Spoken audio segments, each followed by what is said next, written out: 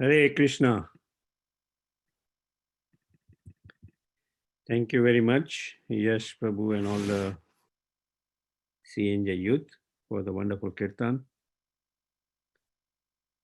So we are very fortunate to have amidst us His Grace Nityananda Prabhu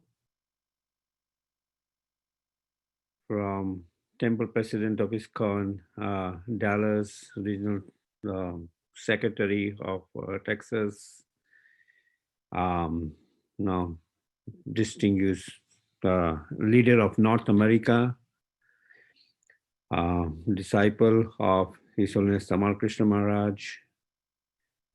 So let's welcome him with a loud Hari Bol, Hari Bol, Hari Bol. Nityananda Prabhu. Hare Krishna, Prabhu. Can you hear me? Yeah. Oh, wonderful, wonderful.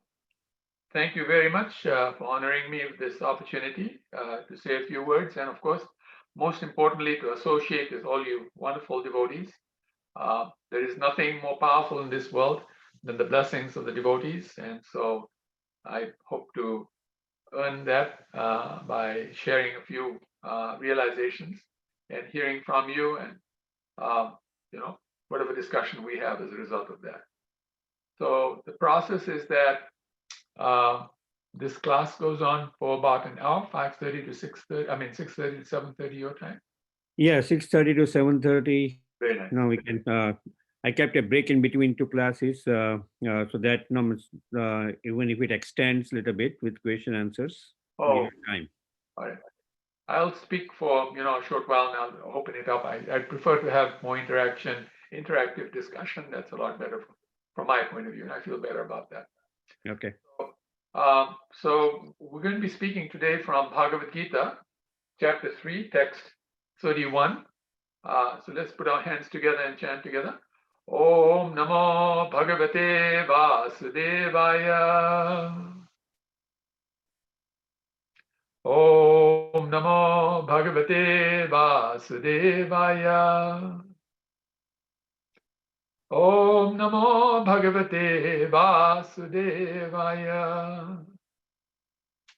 Om Jnanatimirandhasya Jnananjana Shalakaya Chakshuranmilitam Yena Tasmai Shri Gurave Namah Sri Chaitanya Manobhishtam Shtapitam Yena Bhutale Swayam Rupaha Kadamahyam Dadati Swapadantikam Vanchakalpa Turubhascha Kripa Sindhubhya Evacha Patitanam Pavanebhya Vaishnavebhya Namo Namah Nama Om Vishnupadaya Krishna Prishthaya Bhutale Srimate Bhakti Vedanta Swami Niti Namine Namaste Saraswati Devi Gauravani Pracharine Nirvishesha Shanyavadi Paschata Deshatarine Jai Sri Krishna Chaitanya Prabhu Nityananda Shri Advaita Gadadhara Shivasa Adi Gaura Bhakta Vrinda Hare Krishna Krishna Krishna Hare Hare Hare Rama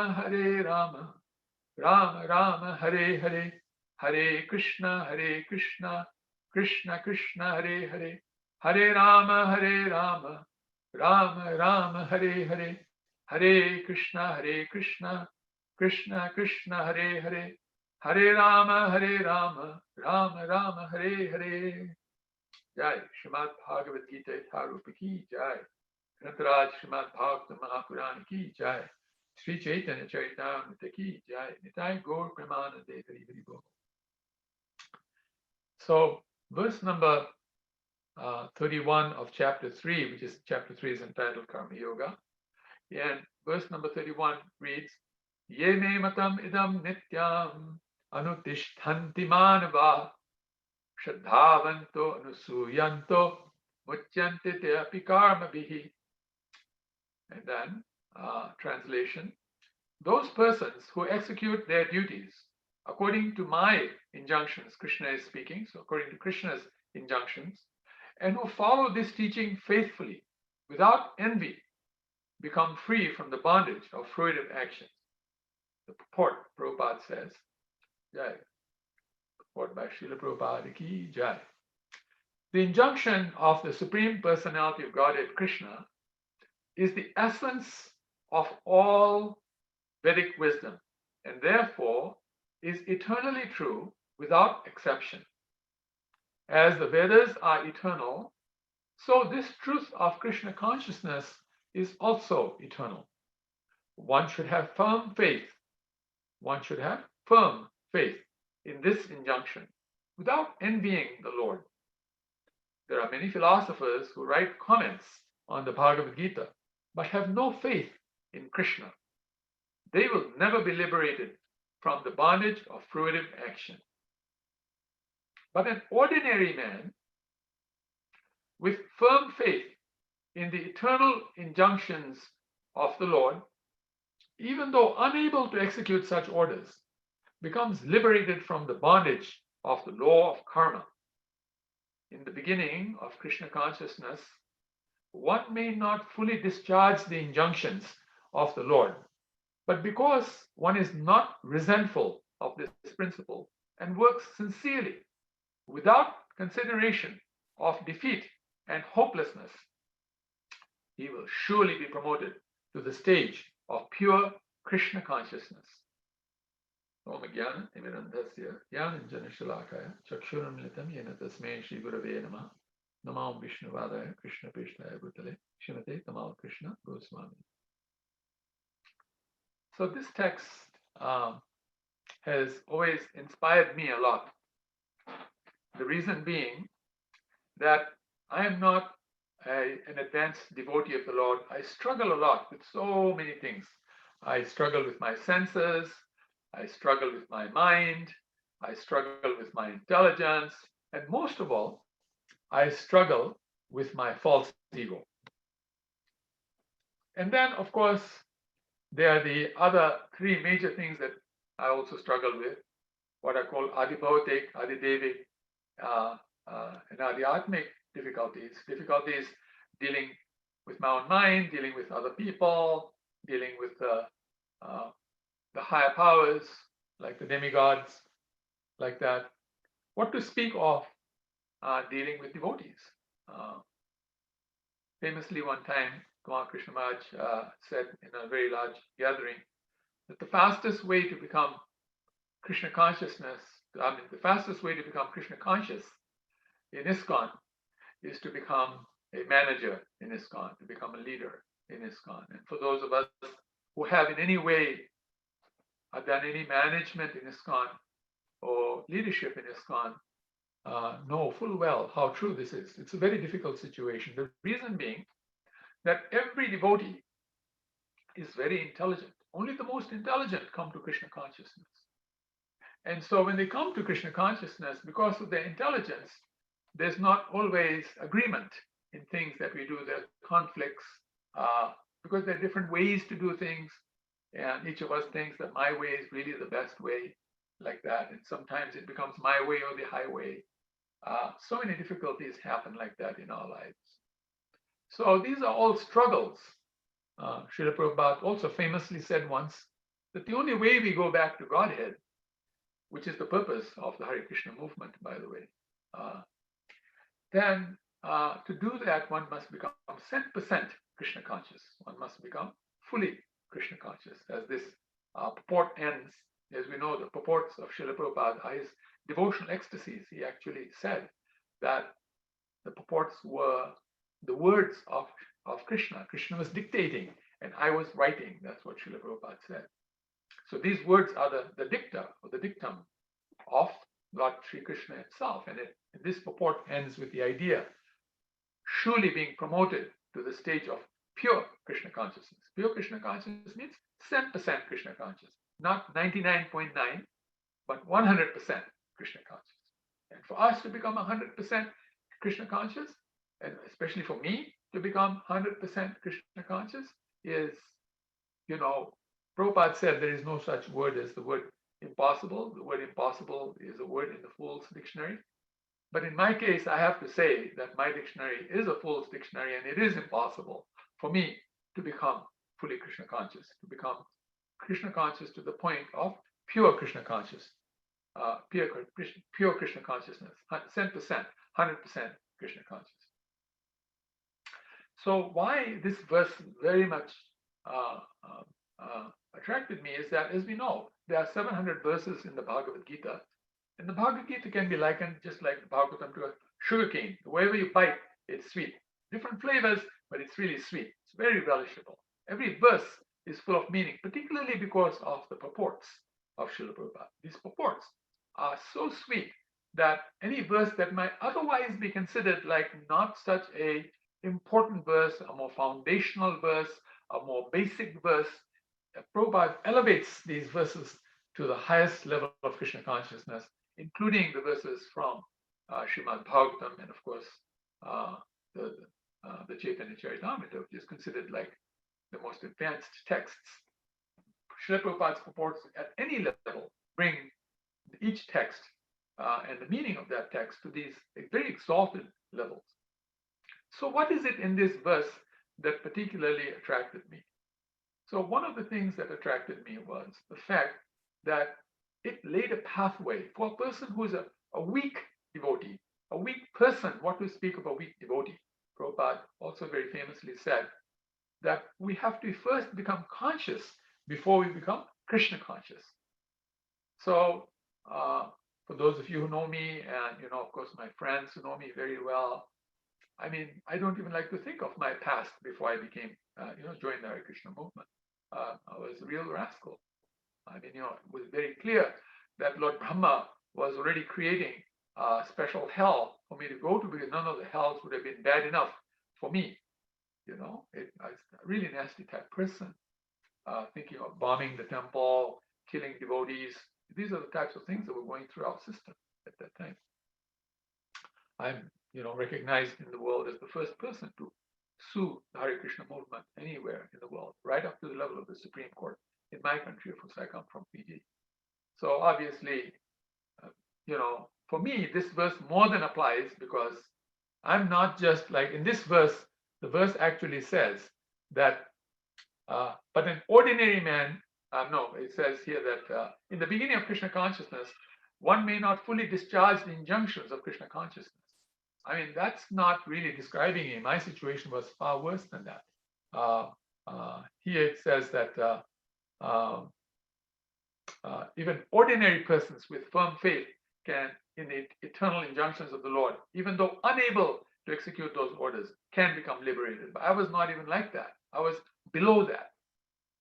So for me, this became a clear pathway. I could see a clear pathway here when I joined Krishna consciousness, because when I joined the Krishna conscious movement, Hare Krishna movement, Iskcon, like that, there's no doubt about the fact that I saw myself as not being able to fully discharge the injunctions of Sri Krishna, like that. But here in this verse, in the purport to this verse, Lord Krishna, Srila Prabhupada lays down five points. If you do these 5 things, then no matter how weak I am as a person, I can come to the point of pure Krishna consciousness. If I do these 5 things. And so what is the first? The first thing is to have a correct and accurate focus. So these verses lead from a very famous verse that Krishna spoke earlier, that all work should be done as sacrifice for Vishnu. And by the way, he's describing himself. He is the original Vishnu. All of the incarnations of Krishna get their name from Krishna. Actually, many others also, who are not even incarnations of Krishna, get their names from Krishna as well, and from Radharani herself, like that. Like the name Ram. Ram comes from Radharani. Radharani is the original Ram. And therefore, Lord Rama, who actually becomes like her bodyguard in the spiritual world in Golok Vrindavan, takes the name Ram. Lord Shiva takes the name Shiva from Radharani. Her name is Shiva. And Lord Shiva takes that. So, like that, all these important personalities take their name from these original personalities, like that, particularly Krishna. And so Krishna is describing in that verse that everything we do should be purely for the pleasure of Krishna. But this is the first part of the instruction. and Radharani and the gopis in Srimad Bhagavatam make it abundantly clear that they live their lives solely for Krishna's purpose, SKP. In our world also we say Sankirtan Party, SKP. And so it's not coincidental that Srila Prabhupada set up Sankirtan parties, because he knew that this was the most important instruction that we start with, that everything should be done purely for Krishna's pleasure. So we wake up in the morning and we say to Lord Krishna, to Guru and Krishna, please understand that everything I will do today, whether I'm doing it while I'm breathing out, holding my breath out, breathing in, or holding my breath in, I will do it only for one purpose, and that is to please Krishna, solely for Krishna's purpose. Now, we won't be doing everything like that, but that should be our intention. Because we set the intention, sooner or later, our system will rise to that intention over a period of time. I can see in my what is called the 40th quarter, 40th cycle of my being in Krishna conscious. Basically, if you look at any year, if you look at 30, it starts at 27 and finishes at 33, because 10% before and 10% after are the transfer periods. So it's called that transition period. So for me, I've entered my 38th year, so I'm in that 40th year transition, from 37 to 43, like that. So Prabhupada said, in between the 30 to 40 year cycle, you will come to realize some of these things as very true. And in my case, I've started realizing this by the grace of Guru and Krishna and the wonderful devotees who have impacted me in my life, or in any way come across in my life and blessed me in some way or the other, that has helped me like that. But this point is the central, most important point. And then during the day, just like, when we are sick, we go to the doctor and the doctor gives us some pills and says, take 2 pills 3 times a day. So similarly, we should say this at least 3 times a day, morning, lunch, and evening. Oh, my dearly beloved Guru and Krishna, oh, my dearly beloved Guru and Gauranga, because Krishna and Gauranga, these are the 2 major lords. One is the Lord in union, and the other is the Lord in separation, like that. For us, we're in separation. For us, Gauranga Mahaprabhu is most important, like that. So we pray to them and say, please understand that everything that I am doing, that I will be doing in any of these 4 breaths, and even if you want to say 6 breaths, because 5 breaths, because sometimes our people have the art of how to merge the incoming breath with the outgoing breath. So if you can't do that, 5 breaths. If you have that ability, you do 5 breaths. Everything I do in my 5 breaths will have only one purpose, and that is solely to please Krishna, solely please Gauranga Mahaprabhu. Like, this is the first part of this purport. The second part says, now that we've decided that we want to please Krishna, truly please Krishna, solely please Krishna, then we should not become resentful that we have to do something. What are some of those things? Wake up early in the morning, do Mangal Arti, chant the holy names of Krishna, read Srila Prabhupada's books, associate with devotees, eat only Krishna Prasadam, dance in front of the devotees. The hardest thing to do in this world, like I said, is sometimes to tolerate the interactions with devotees. Prabhupada also said that everything is first class in Iskcon. Only one thing that I'm asking you to pay as a price is please tolerate each other, and work with some compassion with one another, tolerate one another, don't fight, cooperate, like that. Not such an easy thing to do, but we must try. But so we don't become resentful that we have to do these things, you see, that we can't eat certain types of foods, drink certain types of things, do certain things that are considered not good for our Krishna consciousness, like that. So don't be resentful. That is the second principle. Don't resent the fact that we have to do some of these things. Just do that. Just like, say, for example, somebody wants to become a billionaire. They're so focused on being a billionaire that they go through so many austerities, like waking up very early in the morning, going to bed very late at night, sometimes not seeing family members because family members still not up when they've started their work, and they're still, they're already in bed when you come back home, like that. Because nowadays we work out of home. It's a little different, like that. But the point is, they sometimes go without breakfast in the morning because they're so busy in their work. They got no time for breakfast, no time for lunch. First time they put something in their mouth, maybe late in the afternoon. But they're so focused on wanting to make that $1 billion that they are unresentful of the difficulties they're going through, the severe austerities austerities that they're going through trying to become a billionaire like that. So same for us. Our goal is very high. Our goal is Krishna himself. So obviously Krishna consciousness like that. So I'm going to ask you to excuse me just 1 second. My grandchildren have arrived and they are quite riotous. So I'm going to mute myself so that I can close.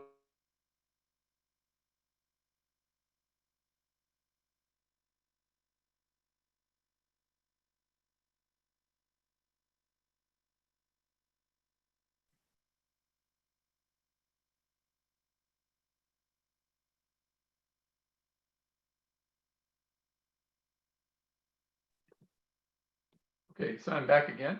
I'm hoping you can hear me. I hope while I did that, I didn't mute myself out.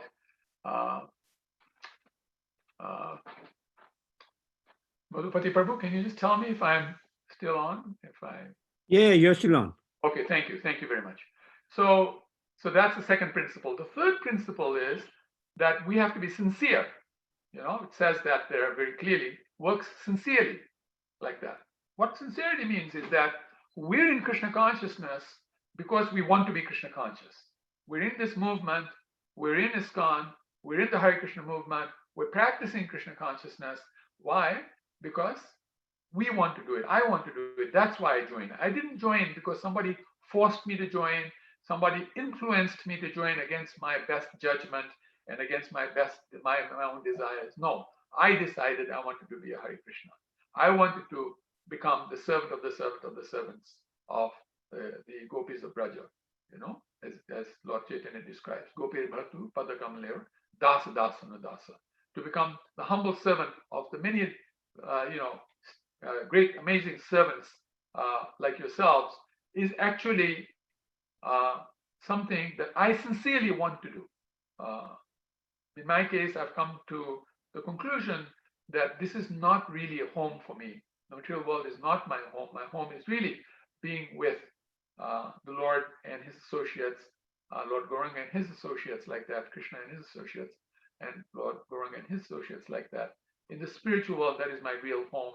And, I've come to the conclusion. So I'm not going to do anything now in my life that is going to impede me on that path. And I'm not going to show any interest in this world that says to Krishna that he or she, that he really wants to, still enjoy something in this material world. There's some taste left that he's still aspiring to have like that. I made it abundantly clear to Krishna, I'm not interested in that. So when we become sincere, these are the types of things that we actually start talking about, and we really respect devotees, we really love devotees, even if the devotee is not behaving well with us. We understand that every devotee is actually beloved to Krishna. Krishna says that. Suhridam sarva bhutana.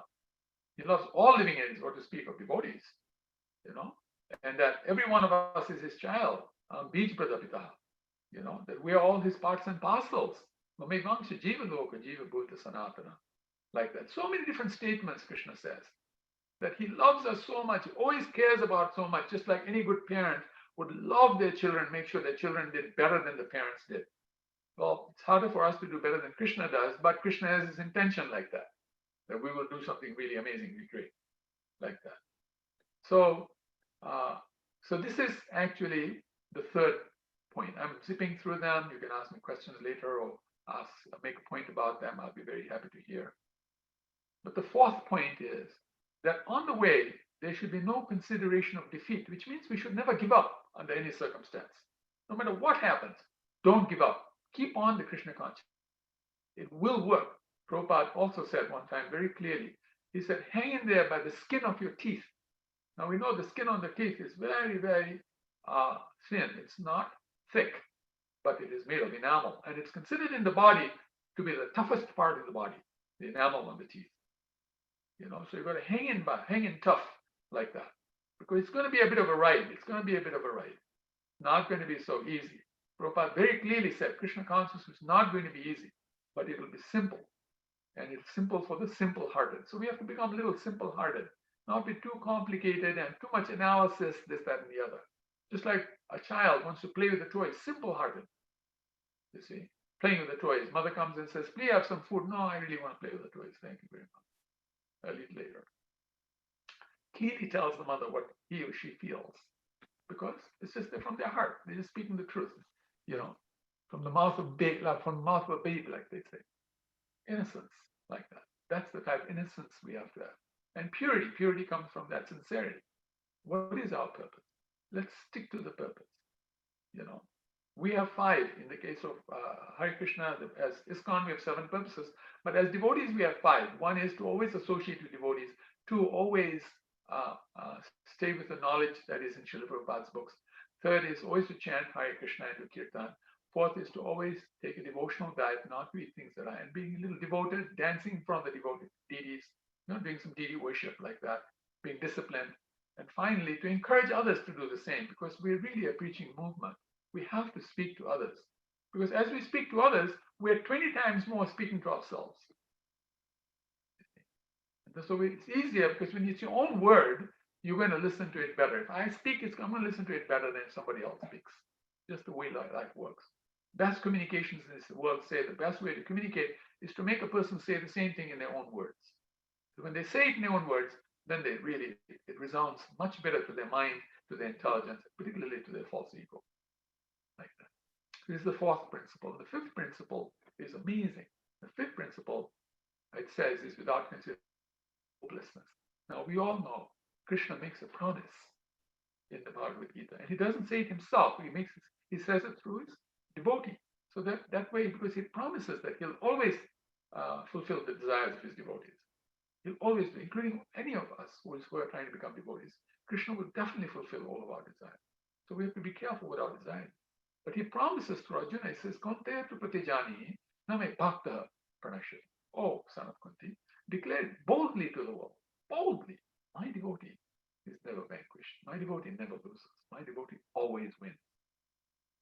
What a great promise, right?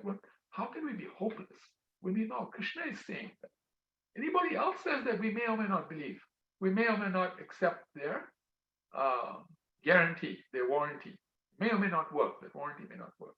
I come from a legal background, and I understand warranties quite well, guarantees quite well. None of these guarantees are, really worth, because it depends on the person. They fulfill it, fine. They don't fulfill it, you'll be in court trying to establish the guarantee and spend millions of dollars, thousands of dollars trying to get the guarantee to work. At the end, you'll lose a lot of faith in the legal system and the warranty. But Krishna's warranty, you can happily sort of like run to the bank with. The saying, running to the bank means you're happy. You're going to get some money, you're going to put some money there. So this is Krishna's guarantee. So there's no reason for us to be hopeless under any circumstance. So no matter what happens, nothing stops Krishna consciousness.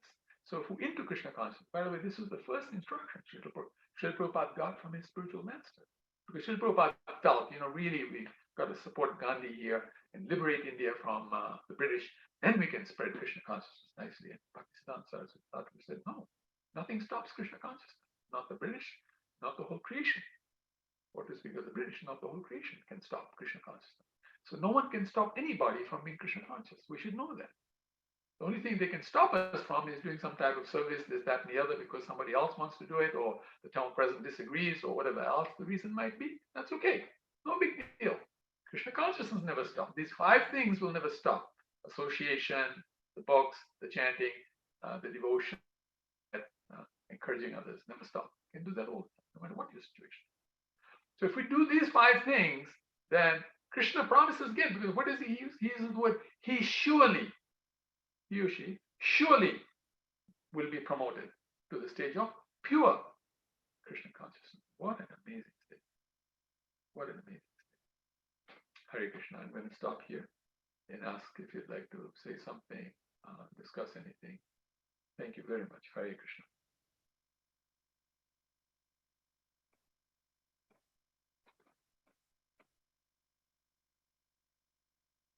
Madhupati Prabhu, how do we do it from here now? Do people ask questions, or do you just keep speaking, or how does that work? Well, yeah, it's still a considerable amount of time. So, yeah, devotees can ask questions at this particular moment if they have questions. Yes. And Nityananda Prabhu will elaborate on the points which he has made in the class. Thank you. Right? Uh,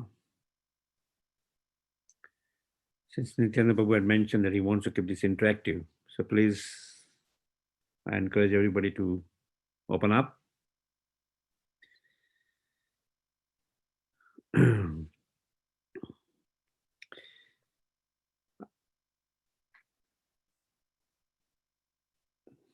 While others are thinking about a question, I will myself ask a question, Nityananda Prabhu. Please, Prabhuji, please. You mentioned that Krishna boldly mentions that in the Bhagavad Gita that no me bhakta pranashati, my devotee never perishes. How do we completely have faith in the Supreme? I mean, as Krishna conscious devotees, we should have complete faith in the words of the Supreme Lord. Yes. But when we are surrounded by all the calamities around us, how do we still completely have that faith in the Supreme Lord?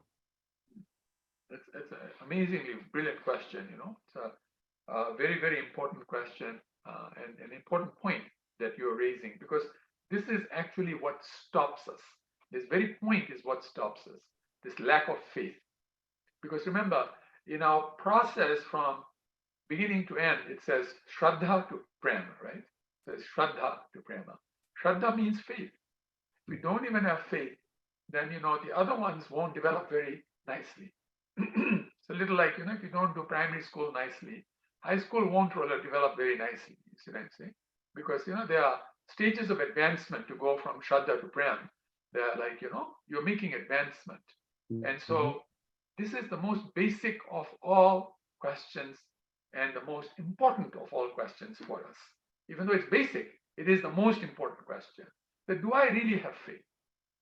Prabhupada actually said, there are only 3 words that you have to ask yourself to know how you're doing. Are you convinced? Am I convinced? Because if I am not convinced, then obviously I am not going to act with full determination and enthusiasm, determination, patience, like these are the different phases, right? So I'm not going to be working with these because I obviously have some defects that don't allow me to have enthusiasm. And the defect is this lack of faith. So, okay, how do you build this faith? Because faith is very important. How do you build the faith? Prabhupada said 90% of our success will come from chanting. He said 90% will come from chanting.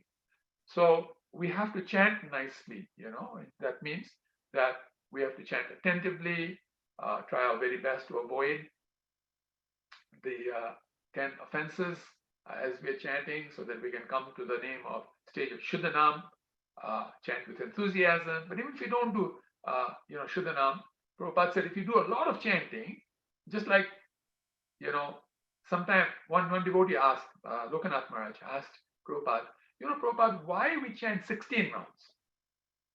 Because he had heard that Lord Chaitanya said that we should chant 64 rounds. And prior to that, Bhaktisiddhanta Saraswati Thakur also had said, meaning prior to Prabhupada, after Lord Chaitanya, that please chant 64 rounds like that, So why 16 rounds? So Prabhupada didn't answer the question. We kept talking about other things. And every so often, Loknath Maharaj would interject and ask, why, Prabhupada? Why 16 rounds? So then Prabhupada said, why 16 rounds? Why not 16,000 rounds? Prabhupada said that. You should chant 16,000 rounds every day. Anyway, that's going to be a little hard to do, chanting 16,000 rounds a day, But then he explained himself. He said, when you like to do something, you will do more of that. Just like you like to eat something, you like to eat more of that because you like eating that. So if you love something, you won't stop. You will keep doing more and more and more of it because you love it so much. Think of anything in any of our lives. What do we really love doing? We don't mind doing that more and more and more. You see? Just like a lot of us like to earn a lot of money. So we don't mind going more and more and more. More money, more money, more money. Even though we have enough money, but we want more money, more money, more money. I don't, but those of us who do work like that.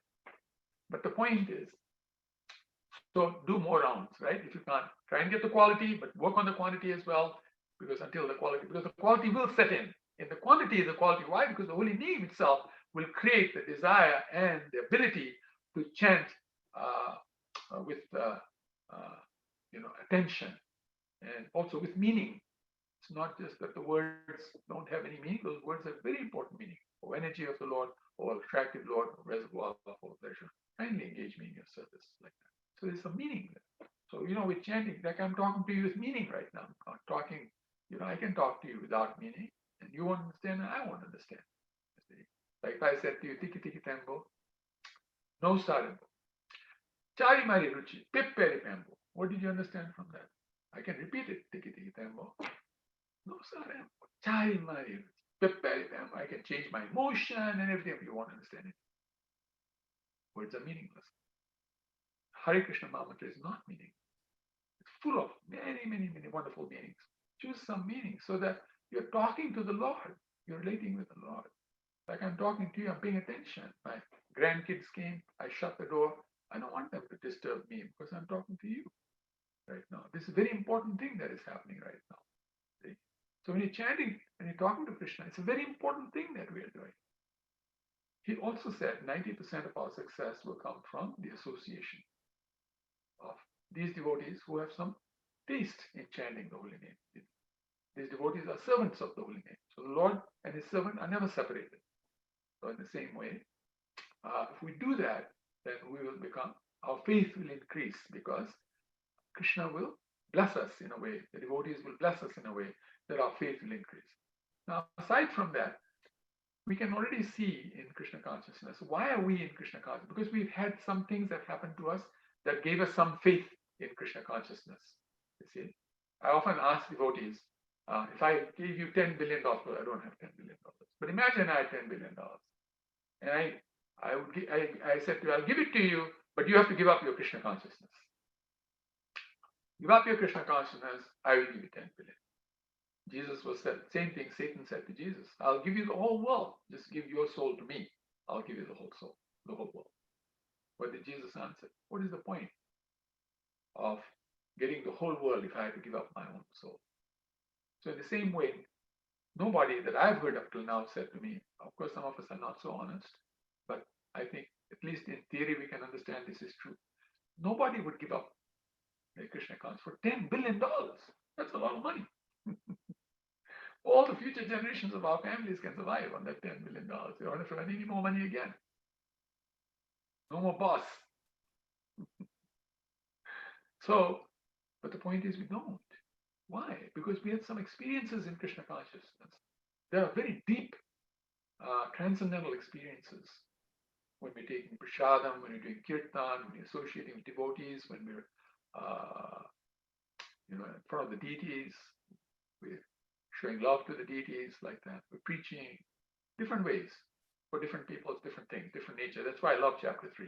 Chapter 3 is about nature of a person, and that one should find Krishna according to one's own nature. We're all individuals, so we have to know our nature and deal according to our nature. Then Krishna consciousness will be much more powerful like that. But so these experiences, success breeds success. So our experiences, our little faith that we gain because of doing whatever we did and whatever we got blessed with, will build more faith. Faith will build faith like that. That also happens. So we can build our faith that way too. The other thing is looking at it on the negative side. So what if we give up our faith? We give up our faith and say, okay, forget Krishna consciousness. I think I'll just go back to the material style of living. Are we really ready to do that? We know what it's going to be like, right? It's going to be horrible. Nobody's going to care about us outside there. Devotees at least care for one another. They talk about very important subject matters. There's so much love between the devotees, even though we might expect more. But there is already so much love between the devotees, and some devotees love us a lot. You see, that's always the case. So obviously, what is the alternative? The alternative is far worse. Plus, if we say, okay, don't worry, because Krishna's promise is there, but he's saying, my devotee never perishes. I'm not devotee, so that, warranty doesn't apply to me. I don't qualify for the warranty. Not true. Every one of us is devotee. Krishna says that, that we are all his parts and parcels. We are all beloveds of his. We are all his children. So we are his devotees. Every living entity is Krishna's devotee. There's a famous statement that Jivera Swarupa Hoy Nityara Krishna Das. So if somebody is called Krishna Das, they must be a devotee, right, of Krishna. Why would they be Krishna Das? That's, you know, that's Dasya Rasa right there. So that's a very high rasa. So, uh, so actually it does apply to us. But you know, the mind plays games with us. The mind says, no, it's not going to work. It's a problem. I'm so unhappy. Life sucks. You know, all these types of things happen to us. But we've been listening to the mind for many, many billions of lifetimes. We have to tell the mind, time out, please.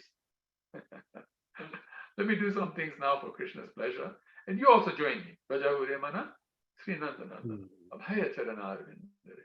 Then you'll become fearless too, oh mind. You will become fearless. You'll become happy. And we'll all chant, feast, and dance our way back to Godhead like that. So the mind actually plays games with us, the intelligence like that. Mind, intelligence, the senses, the mind, the intelligence, false ego. SMIF, Smiths. I call them the Smiths.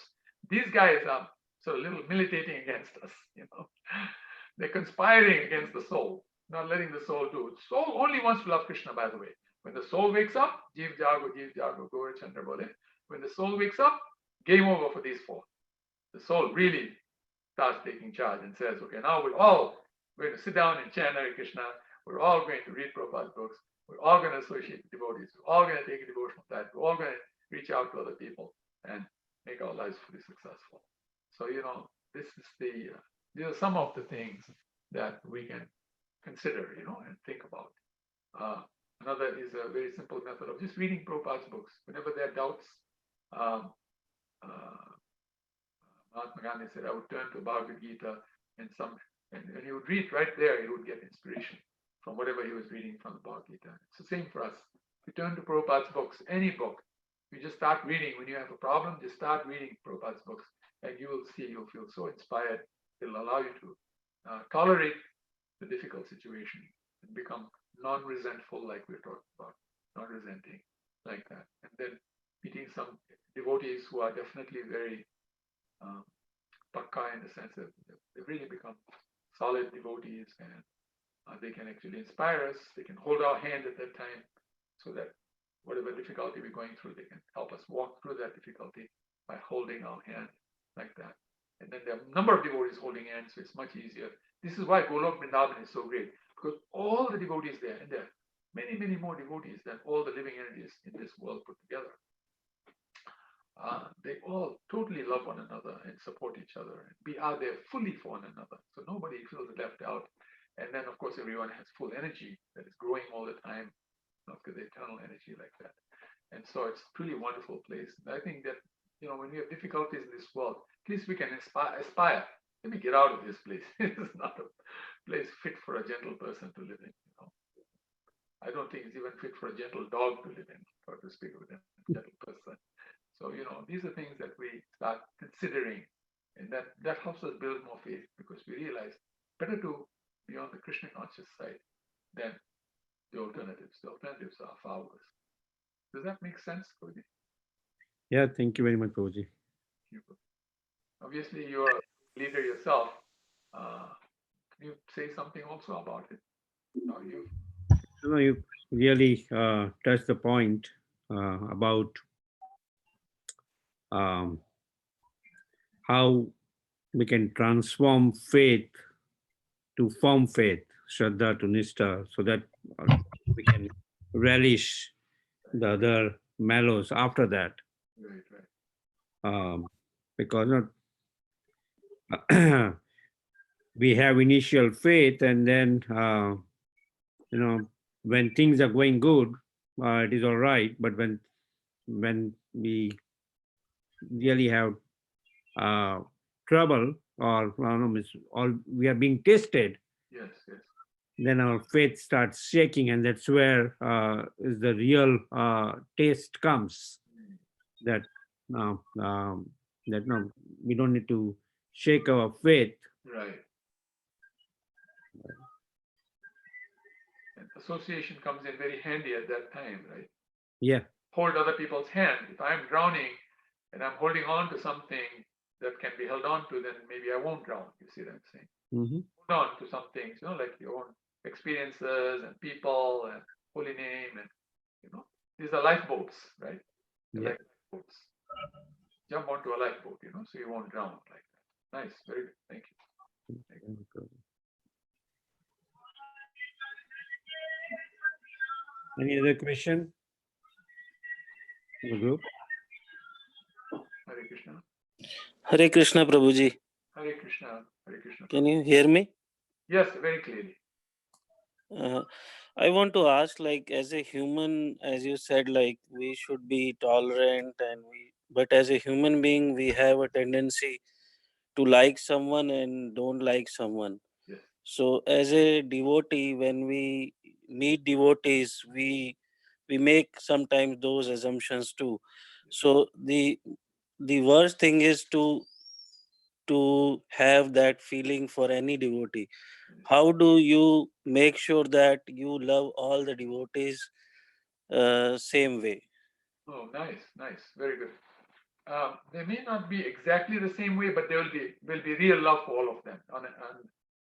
Pandita Samadarshina like that. I mean, yes, we love everybody, but not exactly in the same way because that's not possible. Because that will be like impersonalism.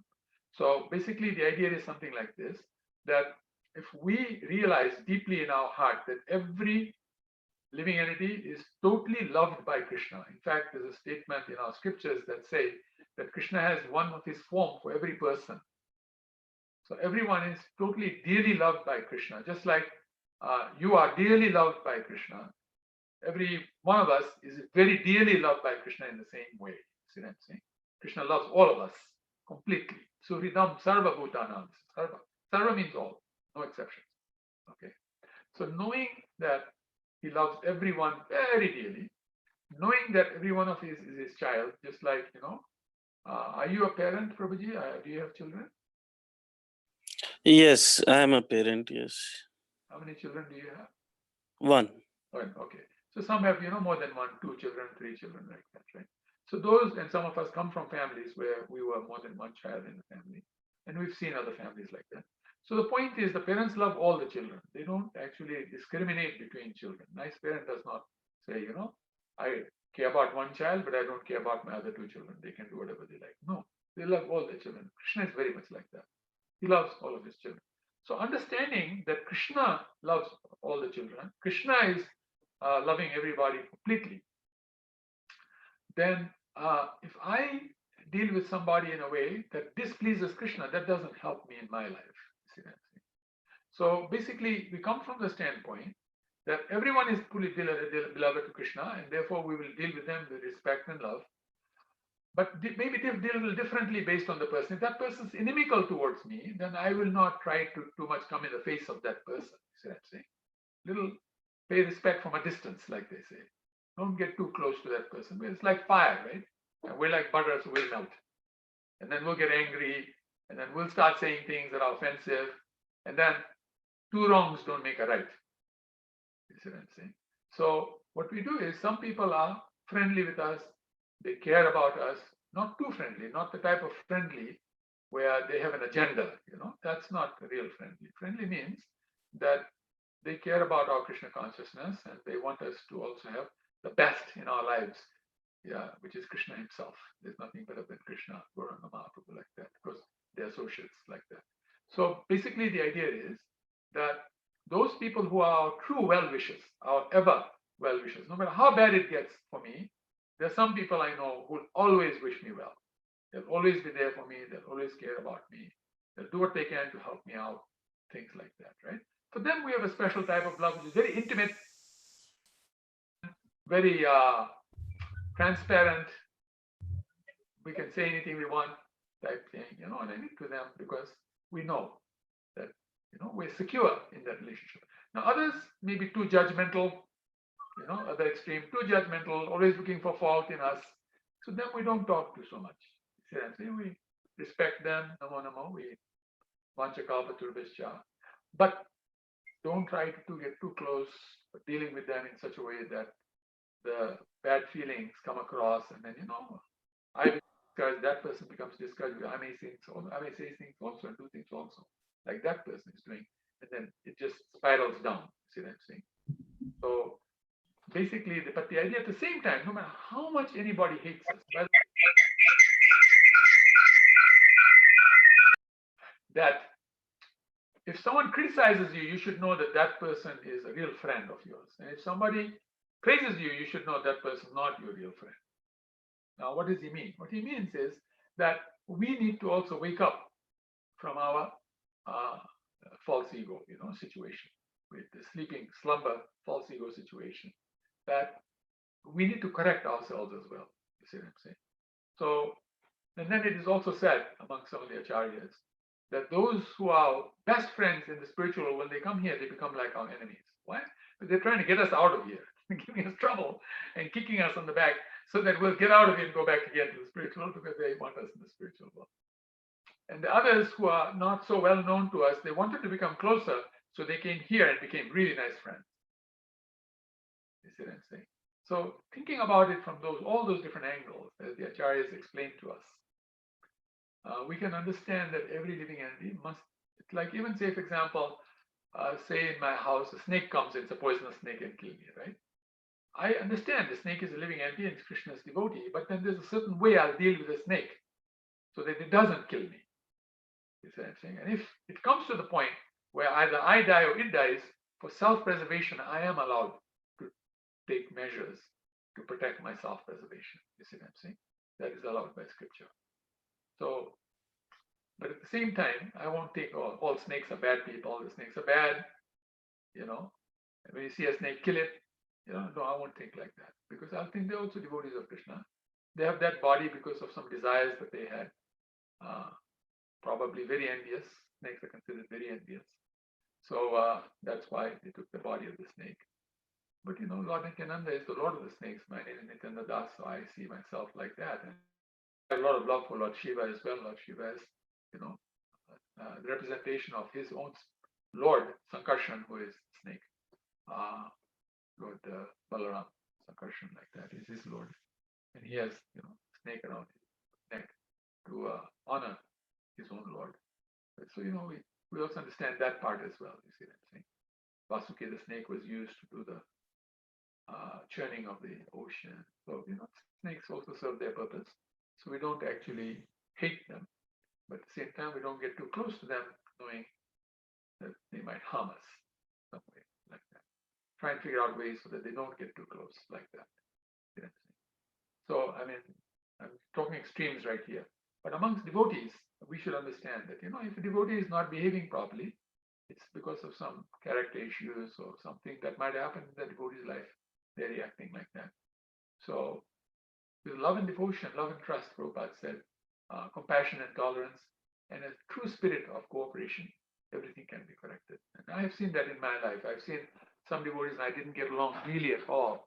But after 5, 10, 15, in one case, 25 years, we became good friends. Took us a while. Thank you. Don't- Thank you, Prabhuji. Thank you. Thanks. Thanks for explaining this difference, and thanks so much for the class. Thank you. Thank you, Prabhu. Appreciate it. Right.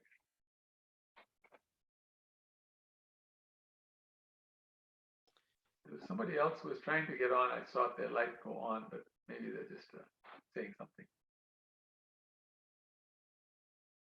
All right. So I think Answers questions. we're getting close to our time, right? It's No, we can extend. I mean, that's why we kept a buffer in between. Any other questions? again, thank you very, very much, Prabhuji, for allowing me to have your association. I wish you well. I hope you're all doing well, staying safe. If there's anything we can do from here to help in any way, please don't hesitate to let us know. We're, the servants of the servants, like that. So anything that we can do to serve the devotees, it's our greatest honor and pleasure. And it will allow us to make most rapid advancement in our Krishna consciousness whenever we can do any service at all. Thank you again and again. Thank you very much, Nityananda. One more question I have, Nityananda, especially during the current times, how do we envision how we are going to expand Krishna consciousness? Oh, very, very good point. And this is it's a very favorite subject of mine, I personally consider COVID-19 as Krishna's arrangement for us. It is a very terrible situation. People are dying. It's so bad. We're all being locked up in cages like, animals. Uh, but the flip side of it is that we're finding new ways to build relationships, to do things like this very program itself, right, is developed because of COVID-19. You see what I'm saying? We're Yeah. now can relate internationally with people. I understand Bhakti Charumaraj will be speaking at some point, you know what I mean? But it's now easy to get a person to give a class, even though the person is not traveling, right? They can sit in the comfort of their home, comfort of their temple, or wherever they're comfortable in, and then speak from there about Krishna consciousness. We get the association of devotees. There's a lot more chanting going on now. There's a lot more kirtan going on now. Just recently, yesterday, I think they started with a 108-hour kirtan. It's an international kirtan for 108 hours, continuous, non-stop. I mean, that's a wonderful idea. And another thing that's happened is a lot of people are figuring out how can we actually reach out to people even though we may not meet them in person, you see? And so there are new ways of Krishna consciousness developing. There are new ways of how to run a temple, how to organize a temple in these times coming up. So when things open up, we're going to have some very new ideas and new methodologies with which to reach out to people. Plus, we're going to relish each other's association a lot better now that we can't have it. You see what I'm saying? Absence makes the heart grow fonder, right? So in that sense, a lot of wonderful things will happen. And some new initiatives are coming out by the strategic planning group of Iskcon. They're coming out with new processes, and they're ready to work with any temple, any group that wants to work with them. 3-stage program: how to deal with the situation now, how to come out of it, and then how to make this such a beautiful program. Our own program is so beautiful that the whole world will become very interested in being Krishna conscious. Like this. So many nice initiatives are coming out, and so I see that. And then plus the fact that now that we know that we can die, right? Anything can happen, and I can catch COVID, and I may not survive. Who knows? So you become a little more serious, right? You become a little more, sincere in your devotion. Try to become more sincere, like that. Chant a little better, and things like that happening. Spending more time with the family. We don't have so much time with the family because we're so busy doing so many things. Now we get some more time with the family. They feel a little more love. The children feel more love. The grandchildren feel more love. Like, yeah, my grandchildren are the happiest grandchildren in the world. They're getting so much time from the grandparents that they would not have got had this had not happened. You see what I'm saying? Because we're at home now. So they come home. You can't just ignore them. You have to spend some time with them. And why would I ignore them anyway? Our children are our best assets.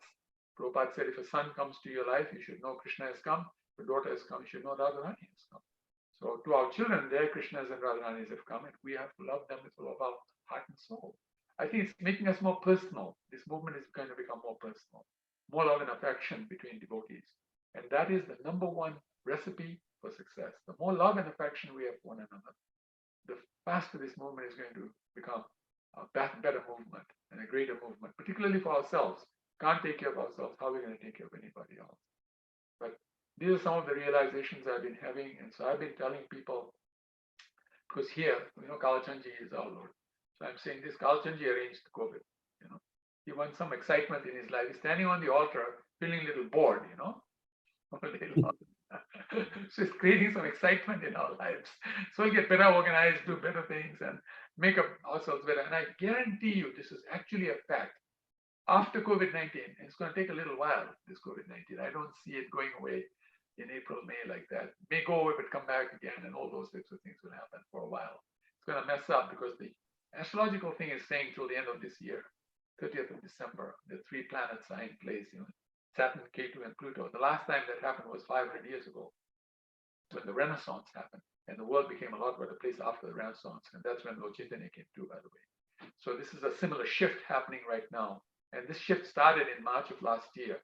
COVID-19 was seen this year, but the shift started in March. It wasn't COVID-19. It's just one part of it.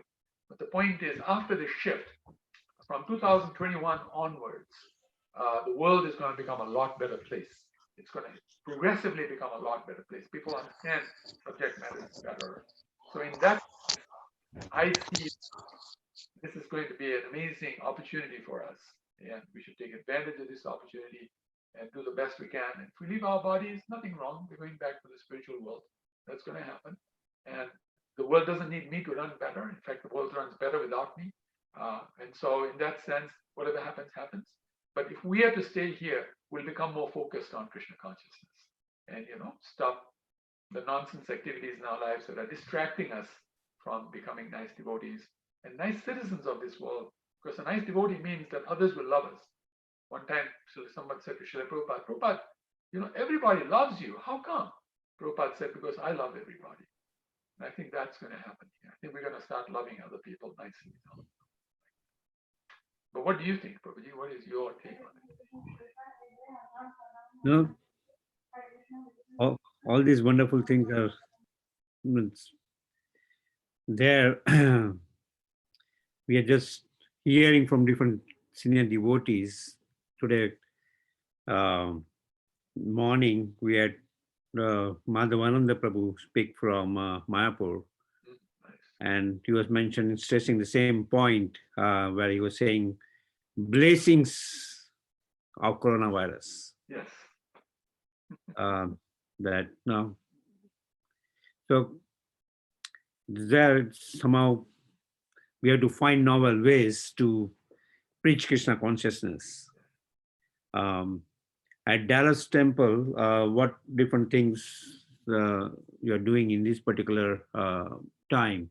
Like you also run Kalachanji restaurant. How are you handling it? Kalachanji restaurant is now takeout. Basically, people can come and take things out themselves. Okay. Delivery, Uber Eats. All this we never did before, right? Now we're doing Uber Eats. We're working with others as well, not just Uber. But point is, we're figuring out new ways of how to serve the food out, because without that, we lose the revenue and then the temple has less money to run with. Yeah. We're doing a lot more online programs now.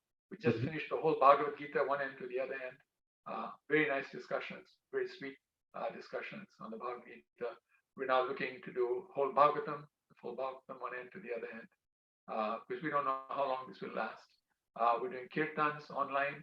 But I think the singular most important thing we're doing is we're checking on devotees and saying, how are you doing? Is everything going okay? Do you need anything? Can we help you in some way? This love that we're showing the devotees. And of course, Dallas also decided to change the structure, the management structure and things like that. We're getting old. We need to move on. Younger people need to come in. They need to become the temple president, this, that, and the other. So we're putting that structure into place today. The board met. We agreed with a new set of bylaws that the GBC has come up with to focus now in such a way the older devotees move on to becoming like preachers and people who give guidance, who give love to the younger devotees and be there to shelter them like that, and let the younger devotees take over. You know what I mean? And let them run the temple nicely, run the community nicely, and while we're still here, so that the things can happen like that. So one of my major focuses as a temple president has been take care of the devotees. Everything else will be working nicely. More than the deities, take care of the devotees. Take care of the deities will be happy. If the deities are happy, game over. Everything is going to be first class. And so I'm sort of focusing on that and pushing that. And sometimes us older devotees, we tend to get a little caught in rules and regulations and being strict and all these things. And so, the younger devotees feel a little discouraged like that. And they feel like, that's the old style, the old Iskcon style. We want a new Iskcon style and whatever. Style can change. The principle should remain the same. We don't change our principles. But the point is we have to give them that space to do that. And so how to do that in a very loving atmosphere, just like I was talking about my grandchildren, obviously you can see I love them a lot. And so, I want them to be very successful in their lives. Well, I'm the grandparent. I'm not looking after them. The parents are looking after them. But as a grandparent, I wish them. And by the way, I see all the children of their age in our community as my grandchildren. As the travel president, I'm the parent of the community. So, my God brothers and God sisters, any from whoever spiritual master they took initiation from, we're all one team under Prabhupada, like that. But So seeing family like that and working family like that has become better with COVID-19. Because some people lost their jobs and have nothing, and they didn't have a system where they could get some money, and the government, came out with money and sometimes didn't get the money to the right people, all sorts of nonsense going on, right? We can see that. So here we are for there for the people. So I tell the devotees, you don't have to worry. We'll figure something out. We'll share whatever we have, and we'll all survive together. And let's, kumbaya, stay together type situation. And that has, I think, been the best achievement we've had from this, and continues as the best achievement of COVID-19, I would say. Thank you very much, Nityananda Prabhu. Any other questions? Anybody has any discussion point?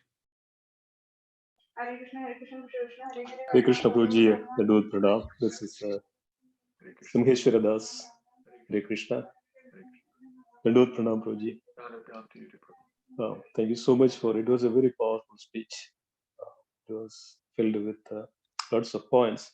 I just would like to hear the summary of that 5 points which you mentioned in the beginning, that summary of it, so that it will be more, create impression in my consciousness. Summary is this. Okay, thank you, Prabhu.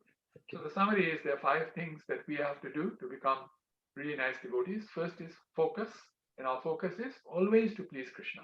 No matter what we're doing, even if you're doing bad things, offer it to Krishna. Because if you offer it to Krishna, Krishna will correct it for us, so that we will stop the bad things ourselves automatically. Good or bad, whatever it is, auspicious, inauspicious, should be renounced. Give it to Krishna. Renounce means give it to Krishna. Let him have it. We do our duty, leave the results to Krishna. Second, never resent the fact that we have to do things that we don't really like doing. All of us have likes and dislikes, but whether we are attached to something or we are averse to something, we should actually keep doing what we do to please Krishna. Number 3, be sincere.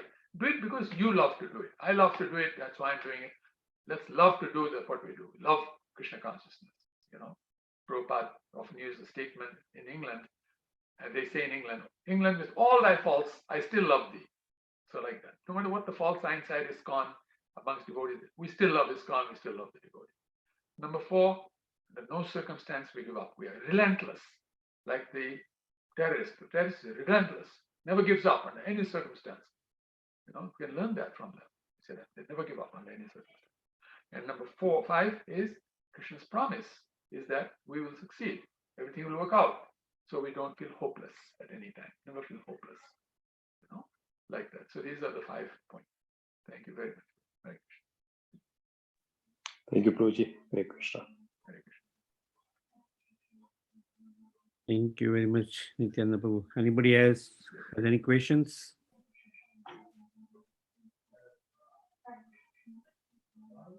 So thank you very much, Prabhuji. Kalpa, Durvesya, Bhavadebhyo, Vaishnavibhyo, Vaishnavanda ki jai. Thank you very much, Nityananda Prabhu. Let's Thank you, Prabhu. thank Nityananda Prabhu with a loud Hari Hari Bol. Bol. Hari Bol. Hari Bol. Hari Hari Bol. Bol. Thank you for enlivening us with your wonderful class and presence.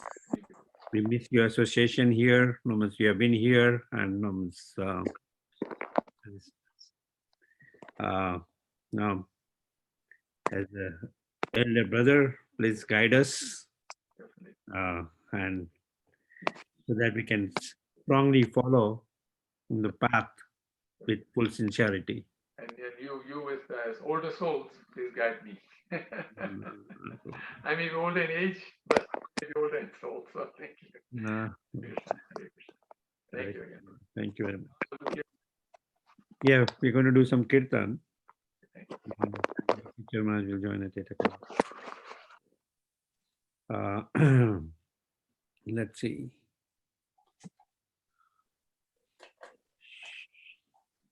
Satyarani Mataji, are you around, or Satya Dwakadish Prabhu?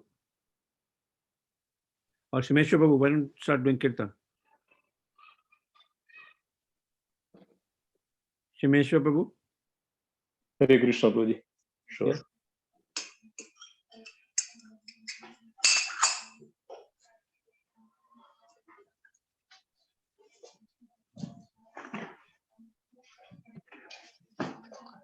Namo Vishnupadaya Krishna Prishtaya Bhutale Srimati Bhakti Vedanta Swami Niti Namo Vishnupadaya Krishna Prishtaya Bhutale Srimati Bhakti Vedanta Swami Niti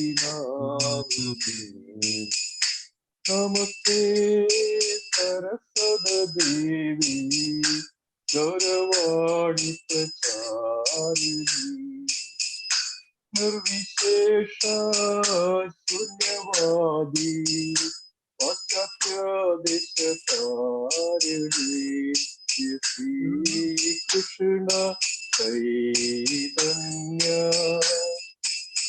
Guru Nityananda Shri Advaita Vedadara Sivasadi Gaura Bhakta Vrinda Shri Krishna Chaitanya Guru Nityananda Shri Advaita Vedadara Sivasadi Gaura Bhakta Vrinda Shri Krishna Chaitanya Prabhu Nityananda Shri Advaita Gadadhara Sivasadi Gaura Bhakta Vrinda Hare Krishna Krishna Krishna Hare Hare Hare Rama Rama Rama Hare Hare Hare Krishna Krishna Krishna Hare Hare Rama Rama Rama Hare Hare Hare Krishna Krishna Krishna Krishna Hare Hare Hare Rama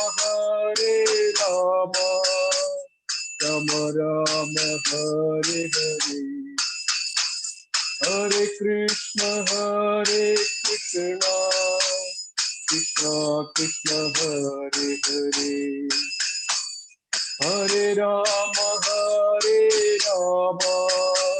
Rama Rama Hare Hare Hare Krishna Krishna Krishna Hare Hare Hare Ram Ram Hare Hare Hare Krishna Krishna Krishna Hare Hare Hare Ram Ram Hare Hare Hare Krishna Krishna Krishna Hare Hare Hare Ram Ram Hare Hare Hare Krishna Krishna Krishna Hare Hare Hare Ram Ram Hare Hare Hare Krishna Krishna Krishna Hare Hare Hare Ram Ram Hare Hare Hare Krishna Krishna Krishna Hare Hare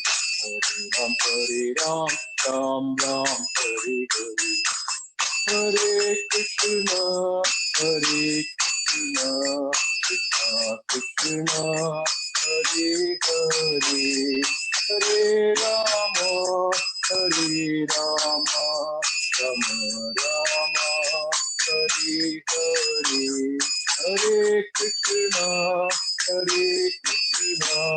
Krishna Krishna Hare Hare Hare Rama Rama Rama Hare Hare Krishna Krishna Hare Hare Hare Rama Rama Rama Hare Hare Hare Krishna Krishna Krishna Krishna Hare Hare, Hare Rama Hare Rama, Rama Rama Hare Hare, Hare Krishna Krishna Krishna Hare Hare, Hare Rama Hare Rama, Rama Rama Hare Hare, Hare Krishna Krishna Krishna Hare Hare, Hare Rama Hare Rama, Rama Rama Hare Hare, Hare Krishna Krishna Krishna Hare Hare, Hare Rama Rama, Rama Rama Hare Hare, Hare Krishna Krishna Krishna Hare Hare, Hare Rama Rama, Rama Rama Hare Hare, Hare Krishna Krishna Krishna Hare Hare, Hare Rama Rama Rama Hare Hare, Hare Krishna Krishna Krishna Hare Hare, Hare Rama Rama, Rama Rama Hare Hare, Hare Krishna Krishna Krishna Hare Hare, Hare Rama Rama, Rama Rama Hare Hare, Hare Krishna Krishna Krishna Hare Hare, Hare Rama Rama, Rama Rama Hare Hare, Hare Krishna Krishna Krishna Hare Hare, Hare Rama Rama, Rama Rama Hare Hare, Hare Krishna Krishna Krishna Hare Hare, Hare Rama Rama, Rama Rama Hare Hare, Hare Krishna Krishna Krishna Hare Hare, Hare Rama Rama, Rama Rama Hare Hare, Hare Krishna Krishna Krishna Hare Hare, Hare Rama Rama, Rama Rama Hare Hare,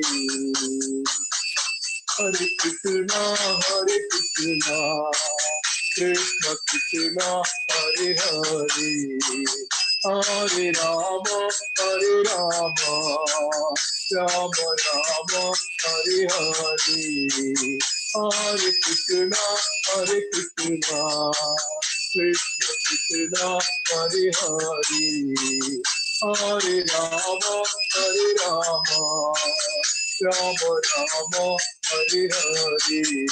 Hare Krishna Krishna Krishna Hare Hare, Hare Rama Rama, Rama Rama Hare Hare, Hare Krishna Krishna Krishna Hare Hare, Hare Rama Rama, Rama Rama Hare Hare, Hare Krishna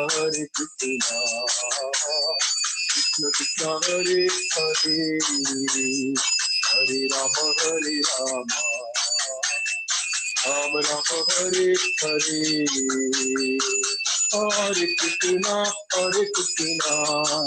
Krishna Krishna Hare Hare, Hare Rama Rama, Rama Rama Hare Hare, Hare Krishna, Hare Krishna, Krishna Krishna, Hare Hare, Hare Rama, Hare Rama, Rama Rama, Hare Hare, Hare Krishna, Hare Krishna, Krishna Krishna, Hare Hare, Hare Rama, Hare Rama, Rama Rama, Hare Hare, Hare Krishna, Hare Krishna, Krishna Krishna, Hare Hare, Hare Rama, Hare Rama, Rama Rama, Hare Hare, Hare Krishna, Hare Krishna, Krishna Krishna, Hare Hare,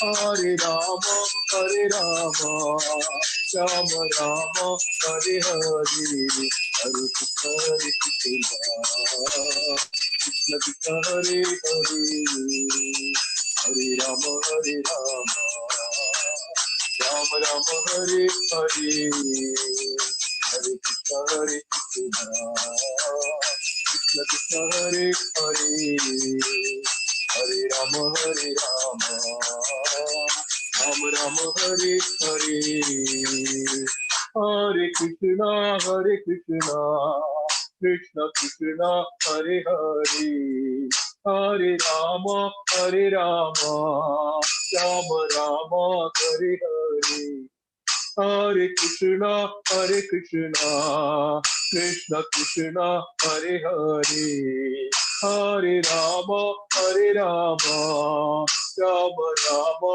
Hare Hare, Hare Krishna, Hare Krishna, Krishna Krishna, Hare Hare, Hare Rama, Hare Rama, Rama Rama, Hare Hare, Hare Krishna, Hare Krishna, Krishna Krishna, Hare Hare, Hare Rama, Hare Rama, Rama Rama, Hare Hare, Govinda Jaya Jaya Gopal Jaya Jaya, Radha Madana Hari Govinda Jaya Jaya, Govinda Jaya Jaya Gopal Jaya Jaya, Radha Ramana Hari Govinda Jaya Jaya, Govinda Jaya Jaya Gopal Jaya Jaya, Radha Ramana Hari Govinda Jaya Jaya, Govinda Jaya Jaya Gopal Jaya Jaya, Radha Ramana Hari Govinda Jaya Jaya, Hare Krishna, Hare Krishna, Krishna Krishna, Hare Hare, Hare Rama, Hare Rama, Rama Rama, Hare Hare, Hare Krishna, Hare Krishna, Krishna Krishna, Hare Hare, Hare Rama, Hare Rama, Rama Rama, Hare Hare, Hare Krishna, Hare Krishna, Krishna Krishna, Hare Hare, Hare Rama, Hare Rama, Rama Rama, Hare Hare, Hare Krishna, Hare Krishna, Krishna Krishna, Hare Hare, Hare Rama, Hare Rama, Rama Rama, Hare Hare, Hare Krishna, Hare Krishna, Krishna Krishna, Hare Hare, Hare Rama, Hare Rama, Rama Rama, Hare Hare, Hare Krishna, Hare Krishna, Krishna Krishna, Hare Hare, Hare Rama, Hare Rama, Rama Rama, Hare Hare, Hare Krishna, Hare Krishna, Krishna Krishna, Hare Hare, Hare Rama, Hare Rama, Rama Rama, Hare Hare, Hare Krishna, Hare Krishna, Krishna Krishna, Hare Hare, Hare Rama, Hare Rama, Rama Rama, Hare Hare, Hare Krishna, Hare Krishna, Krishna Krishna, Hare Hare, Hare Rama, Hare Rama, Rama Rama, Hare Hare, Hare Krishna, Hare Krishna, Krishna Krishna, Hare Hare, Hare Rama, Rama Rama, Hare Hare, Hare Krishna, Krishna Krishna, Hare Hare, Hare Rama, Ram Ram, Hare Hare. Radha Chamakunda, Radha Chamakunda, Radha Chamakunda, Radhe. Radha Chamakunda, Radha Chamakunda, Radha Chamakunda, Radhe. Jai Jagannatha, Jai Jagannatha, Jai Baladeva, Jai Subhadra. Jai Jagannatha, Jai Jagannatha, Jai Baladeva, Jai Subhadra. Jai Gauramita, Jai Gauramita, Jai Gauramita, Jai Gauramita. Jai Gauramita, Jai Gauramita, Jai Gauramita, Jai Gauramita. Jai Panchatattva, Jai Panchatattva, Jai Panchatattva, Jai Panchatattva. Jai Panchatattva, Jai Panchatattva, Jai Panchatattva, Jai Panchatattva. Jaya Jaya Prabhupada, Prabhupada, Prabhupada, Jaya Jaya Prabhupada, Jaya Jaya Prabhupada, Prabhupada, Prabhupada, Jaya Jaya Prabhupada, Jaya Jaya Prabhupada, Prabhupada, Prabhupada, Jaya Jaya Prabhupada. Hare Krishna, Hare Krishna, Krishna Krishna, Hare Hare, Hare Rama, Hare Rama, Rama Rama, Hare Hare, Hare Krishna, Hare Krishna, Krishna Krishna, Hare Hare, Hare Rama, Hare Rama, Rama Rama, Hare Hare, Hare Krishna, Krishna Krishna, Hare Hare, Hare Ram, Ram Ram, Hare Hare, Hare Krishna, Krishna Krishna, Hare Hare, Hare Ram, Ram Ram, Hare Hare, Hare Krishna, Krishna Krishna, Hare Hare, Hare Ram, Ram Ram, Hare Hare, Hare Krishna, Krishna Krishna, Hare Hare, Hare Ram, Ram Ram, Hare Hare, Hare Krishna, Krishna Krishna, Hare Hare, Hare Ram, Ram Ram, Hare Hare. Jai Jai Shri Radha Shyam Sundar. Hare Krishna.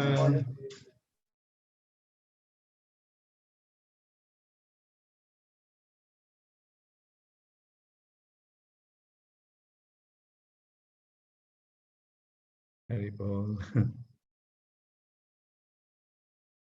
So it'll be nice if you all have your video also on. Have your videos on. That way I can see all of you. That's the advantage of this. And also, most of you have done that. So have your spiritual name there. That way, I can also, like sometimes I'll admit that sometimes I may not recall your spiritual name. I seeing your face, I recognize, but I may not. So I'm so happy to see all of you. Nama Om Vishnu Padaya Krishna Prishthaya Bhutale Shrimate Bhaktivedanta Swami Niti Namine Namaste Saraswati Deve Gauravani Pracharine Nirvishesha Shunnavadi Paschata Deshatarine Shri Krishna Chaitanya Prabhu Nityananda Shri Advaita Gadadhar Shivasari Hare Krishna Krishna Krishna Hare Hare Hare Ram Ram Ram Sarve Shukhina Bhavantu. Let everyone be happy in this world. Actually, that is a Vaishnava's prayer. Vaishnava wants that everybody should become happy. This material nature is a place of suffering, and suffering automatically comes But the Vaishnavas tries to create the good fortune. He wants to make everyone happy. It is a time, it's a very stressful time in the world, and we are seeing the result of atheism. What happens when we don't accept the Supreme Personality of Godhead? Defying God, they're getting, they're saying that they will control everything, they will create everything. And now we can see that in spite of such, technological and industrial development, they can't just deal with one virus, one microorganism, unicellular element, just one cell. It's a living entity that is just one cell living entity. And we can see that what a havoc it has created all over the world. You can see the whole of human civilization has come to a standstill. Everything stopped. And in one hand, atheism, and on the other hand, sinful activities. Whatever is happening is due to the sinful activities of the people. They're reaping the harvest of all their sinful activities in this way. As you sow, so shall you reap. How can they defy that simple principle? We can see in our day-to-day life, when somebody does things in a proper way, he gets an appropriate result. In simple way, one prepares himself nicely and he has a nice career. And a person who just squanders his time through frivolous and irresponsible activities, he ends up becoming miserable in his life. So, in our day-to-day life, we are seeing how the action creates appropriate reaction. Somebody leads an honest life, he is rewarded.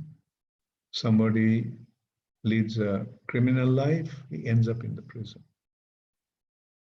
And the thing is that we can manipulate the material legal system with lawyer, with bribing and other things. But in the spiritual domain, that's not possible. Nobody can actually, alter the arrangement that Krishna has created. You act sinfully, you'll get the result in that way. And of course, when one takes shelter of the Supreme Personality of Godhead, then he can be free from the sinful reactions. That is Krishna's merciful arrangement. That's also another natural happening. Like somebody begs forgiveness from the lawmaker, from the king says, fine, forgive him. So similarly, we can become free from our sinful reactions by accepting Krishna. Yeah, that is there, but otherwise we are susceptible to the reactions of the actions. So many cows are being slaughtered. How can we expect that there won't be any reaction? And like not only cows, so many other animals are being slaughtered just for unnecessary satisfaction of the tongue. And that also, what kind of pleasure they get out of eating all those things. Just as the Rakshasas get pleasure eating meat. Rakshasas are actually man-eaters. They eat human beings. And we can see that today's world has practically become Rakshasas, eating all kinds of animals. And when they're indulging in all kinds of, according to them, exotic animal flesh, then why would they spare human beings also? Maybe in the quiet they're doing that. Who knows? So you can see that the human society has become the Rakshasa society. And Srila Prabhupada came and turned the wheel. No meat eating, no indulgent meat eating. What's the use? Krishna has given us so much. And that is actually nectar. Yeah, these vegetables are actually nectar. You see, sun gives energy, moon gives nectar. Moon is the planet of nectar. And through the rays of the moon, the nectar actually comes into the vegetations. Anyone who knows about agriculture knows the effect of moon on herbs and plants and trees. Even in America, there is a farmer's almanac. And it is actually showing the influence of moon at different times. And accordingly, they're advised when to plant and when to harvest and so forth. Especially planting. They should plant in such a way that the moon's rays will be in abundance on the plants. Why? Because from the moon, like the juice of the fruit, the juice of the vegetables, and all the edible stuff, the juice we derive is actually the nectar that those plants have derived from the moon. So these are the higher understanding. The other day I was actually thinking the stupidity of this organic theory of organic evolution. Darwin's theory of organic evolution. And he was saying, according to the need, one makes adjust with the nature. And the question that came to my mind, how will they justify coronavirus? What made coronavirus to develop? A living entity become a coronavirus. Why? How?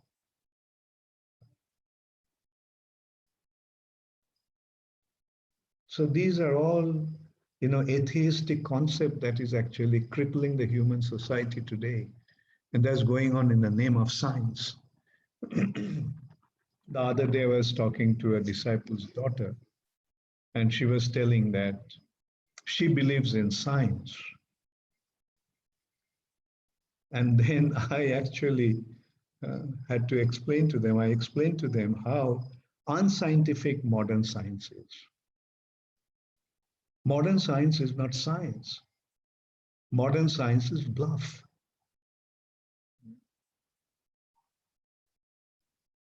And everything is based on theory. Why it's a bluff?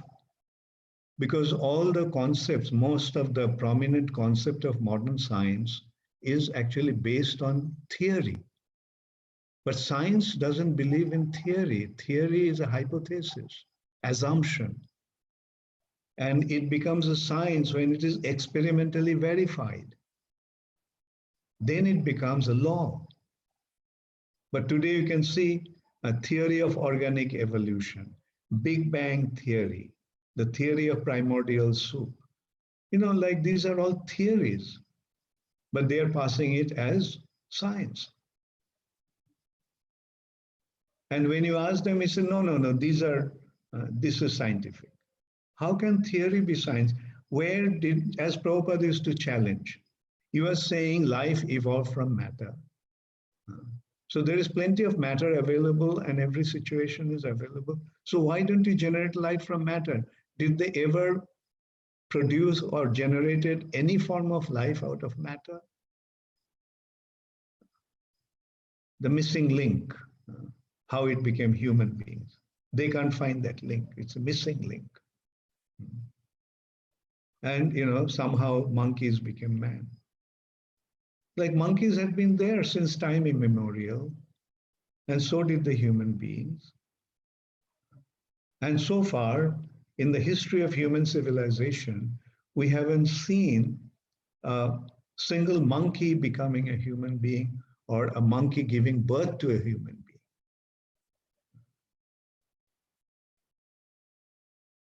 But they are saying this theory of organic evolution. And and the whole world is accepting that. Today's education system is based on these hypotheses. I mean, most of you are from scientific background. You can consider that. I'm sure you know that. Prabhupada used to openly challenge them and expose them. There was an article, a scientist bluff. How they're bluffing the whole world. And they're spending trillions of dollars in the name of scientific advancement or experiment. Like common sense consider, they spent so much money to go to moon. What did they achieve? First of all, like even if we consider that they did go to moon, what did they get going to the moon? So why continue that same experiment, like going to Mars and so on and so forth? Why spend money? What will you get from that? Even if you go to Mars, will you be able, you have seen, going to the moon, you can't really live there. Had it been possible to go there and live there, then that would have been one thing, that another colony could have been established in moon. But that's not possible. And why go to moon? Why not settle? Why don't you make a settlement in the desert of Sahara? So much land is there. If it's a matter of getting land, and the thing is, see, for example, in America, when you drive, you see so much empty land. It's only the cities are becoming crowded. The villages are empty, and most of the places just empty land, not even cultivated forests. So why spend so much money just trying to go to some other place? It's just like a childish game.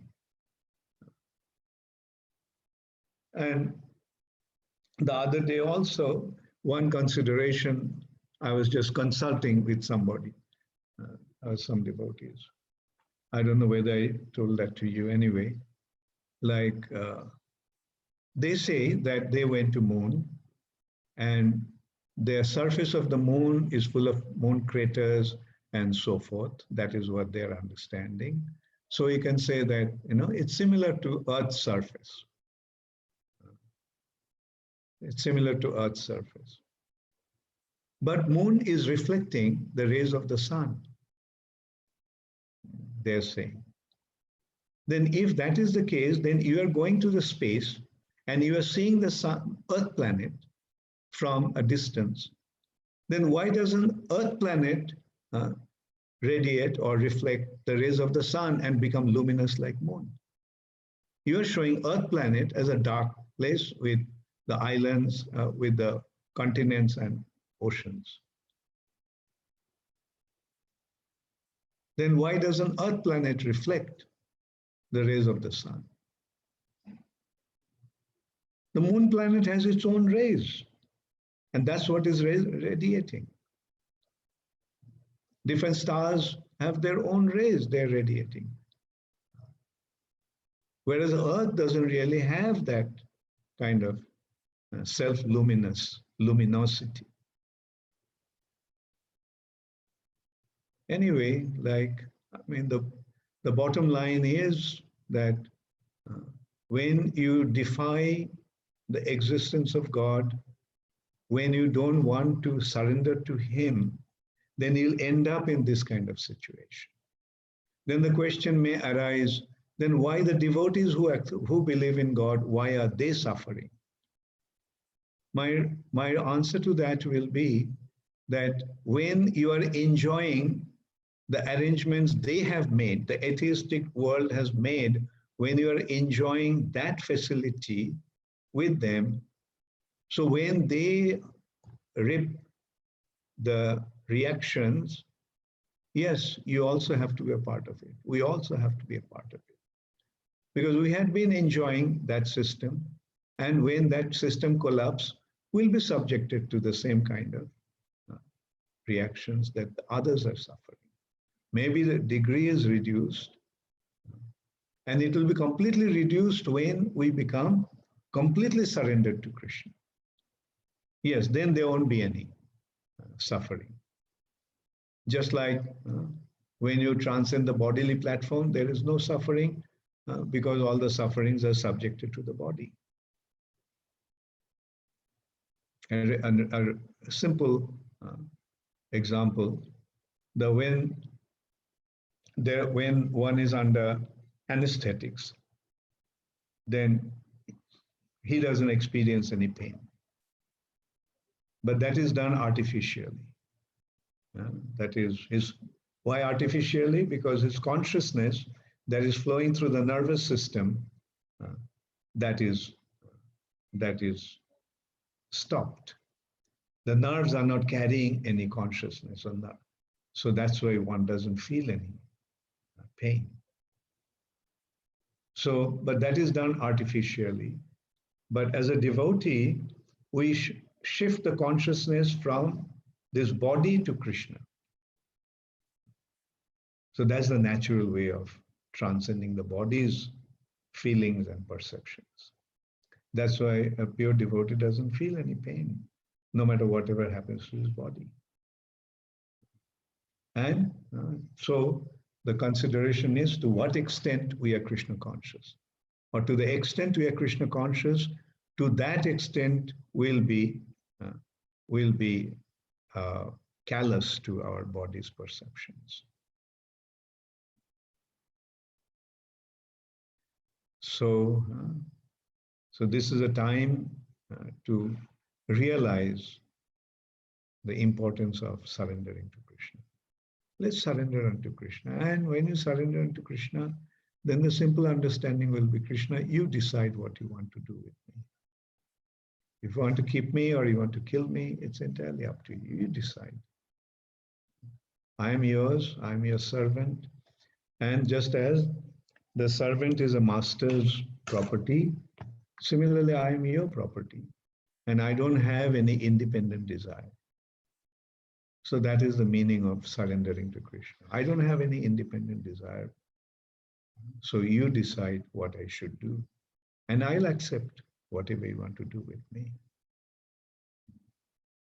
So that is the meaning of surrender. That's the meaning of being Krishna conscious. And another thing that I want to also share with you all today, I just got to know, actually they found 2 cases, at least they have caught 2 cases, is some people are deliberately spreading. The suspicion is that it's one religious group that is doing that. They have taken up the agenda to have a crusade of this coronavirus. Use the coronavirus to kill the enemies, even at the cost of dying themselves. That is their feeling. And what they're doing, they're approaching different houses, saying that they have a parcel. They have a courier parcel. And they actually put their spit, saliva in that parcel so that when they touch it, they get contaminated. They caught a case in California, like one so-called courier came to deliver. The person said, "Well, I didn't order anything." He said, No, you have it. It's something very urgent." And so, like he must have accepted it. Then in his CCTV, he saw that the person is actually licking onto that box before delivering it. And same thing happened in India. They found a case like that. So be careful. Don't accept anything like that. Don't even touch it. You tell him that you take it off. I don't want it. Don't even touch it. And be very careful that some people are deliberately trying to spread this virus. Our devotee community has been quite safe so far. Krishna has protected the devotees. Of course, some casualties have been there, but what to do? But actually, considering the way it is ravaging the world, the devotee community has been quite nicely protected by Krishna. So take precaution, try not to go out, try not to subject yourself to any kind of unknown situation, because who knows? And this, as you all, I'm sure all you all are aware of it, that this virus spreads from the solid contamination. It's not airborne, it's not waterborne, it is actually earthborne, let's put it that. And we have to be very, very careful. Like when we started in India, the lockdown, I told them in Ujjain, lock all doors, all gates, and no one should go out and no one should come in. And in our community, in our apartments, one devotee is a doctor, so he had to go out. Naturally he had to go out. And one day I saw that his car is coming into the property, driving in. So I called him and I told him not to even bring the car. And I told him the reason is that the car tires may bring in the germ. When he's driving through contaminated area, maybe the road or someplace has been contaminated. And when the car is driving over that, on the wheels of the car, the germs can be brought in. So that is how careful we have to be. Don't take any chance. And understand it very clearly that it's an earthborne disease. It is a solid surface where this, and they last, I think, for 48 hours or something. The virus lasts for about. So don't take any chance. Like you may think that, well, the place looks clean, but if you touch the place, you may be affected. It's such a terribly contagious thing. So remain safe. And it seems that it is this kind of situation will last for quite some time. In India, it has been extended. It first was 21 days. Then it has been extended by another 18 days up till 3rd of May. And the feeling is that it will continue further because it's understandable unless and until the virus is completely, the atmosphere or it's completely free from the viruses, we should remain in this kind of lockdown situation. Because going out means you're exposing yourself. And if you go out, be very, very careful. Wash your hands, wear gloves, wear masks. And when you come home, wash your clothes immediately. Take a hot water shower with soap. And this is the way to remain free from that. Another thing I have been told, one sadhu was giving a thing like how in India they used to remain unaffected by, because the sadhus often used to go to different situations where it may be uh, contagious or one. So one thing he just said, and I told that to some people, and I myself started to do that, and I think it's quite effective. Like take edible camphor and put it in water and drink that water. Like 1 gram of camphor in 1 liter of water. But I don't take 1 gram in 1 liter because you'll find it can be quite heavy, quite strong. So I just do half a gram of edible camphor into 1 liter of water and just sip that water from time to time. Because this camphor actually purifies the inside of your mouth. So since this germ actually comes through your saliva and throat, so drinking from time to time helps any such possibility. It kills the germ, any germ. And it is good also. And I tell you, I'm sure it will also help your digestive system also. You see, digestion is fire. Digestion is undertaken by fire. And like in our stomach, there is fire. That's how it digests the food. And acid, you might say, well, it's acid that is digesting. But acid is fire, liquid fire. Poison is fire, liquid fire. Of course, don't try that kind of fire. Sorry. But camphor is fire. That's why you see camphor burns so quickly. And, putting the camphor in the stomach, actually it adds to the fire, or, like adds to your digestion also. So just don't drink too much.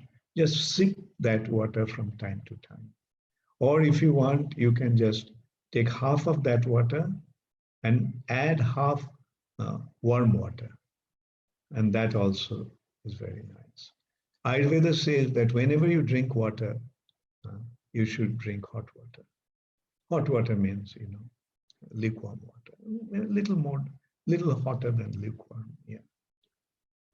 Like drinkable hot water. And that's why I see, like, it's good, like in India, they drink a lot of tea, especially the office goers and all, they drink, tea. And so it's a kind of hot water. And so make it a point to drink a lot of water, and preferably hot water. And that also reminds me, don't drink fruit juice, because fruit juice is concentrated sugar and it is without any pulp. So better to eat fruits than drink the juice. It's concentrated. And as you know, that diabetes is a killer disease now. Like once you get diabetes, then you become exposed to many other onslaughts of diseases. So diabetes actually opens you up for many other kind of diseases. Okay, so be healthy, be strong, and be Krishna conscious. Become nicely situated in your spiritual life. And I'm very happy to see all of you. Hare Krishna. Does anybody have any question?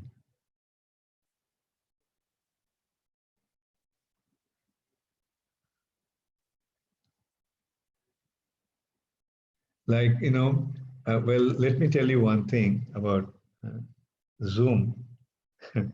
That's another thing that comes to my mind.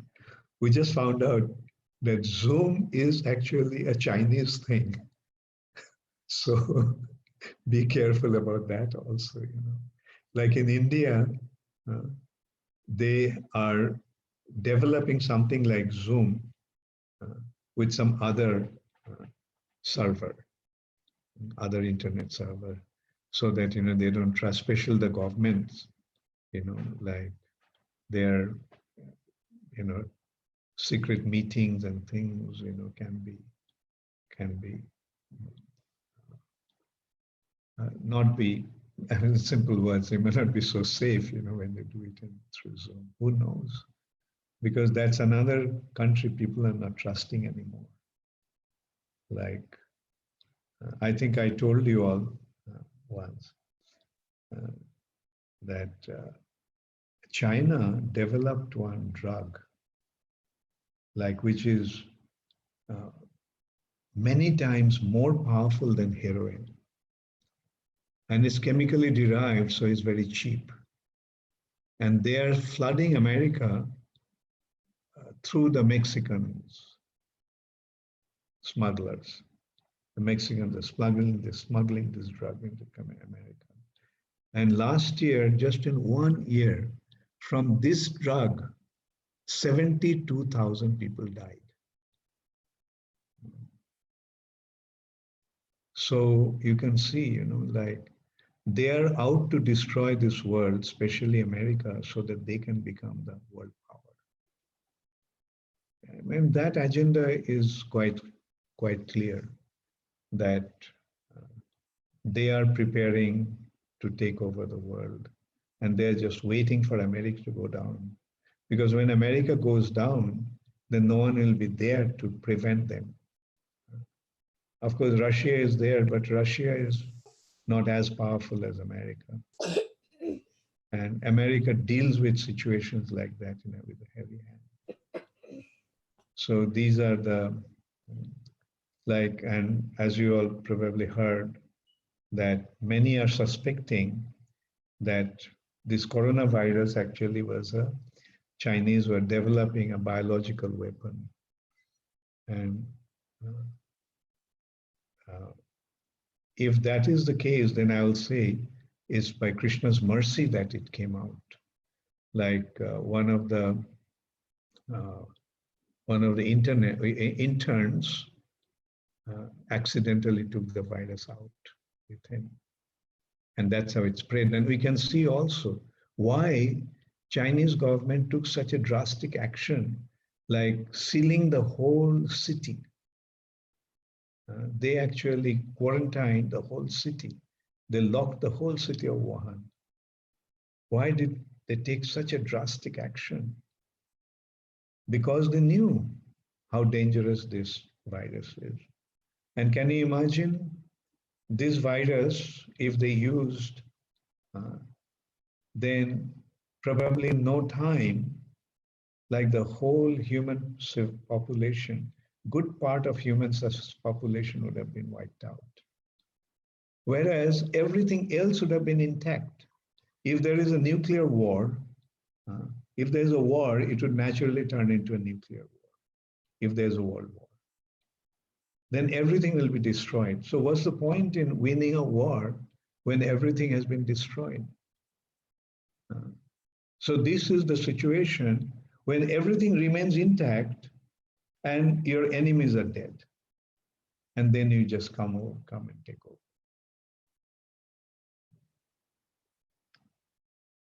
So, I mean, whether it is true or not, but it is a very, very grave possibility. And then again, you know, what can counter that? The only thing that counter that is Krishna consciousness. Therefore, let's become serious and try to spread Krishna consciousness.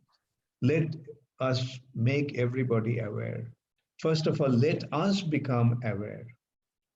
At least those who have accepted Krishna consciousness, that this is the way and this is the way to take shelter. And this is the way to counteract such attacks and onslaughts. So let us just depend upon Krishna wholeheartedly. Let's not take Krishna consciousness as a part-time job or a hobby. Let Krishna consciousness become our main involvement, and everything else is secondary. Yes, if you have to do your job and earn money and etc., that is fine, do that. But at the depth of your heart, at the core of your heart, make it a point that you have taken shelter of Krishna, and that is what you're going to cultivate internally. Externally, whatever you're doing, carry on doing, but internally, become more and more serious. And in a happy note, I also want to declare mention something. In India, in Ujjain, we are distributing 500 boxes of prasad. We are serving chapatis, 4 chapatis, and these chapatis are we put ghee on it. We put chapatis with ghee.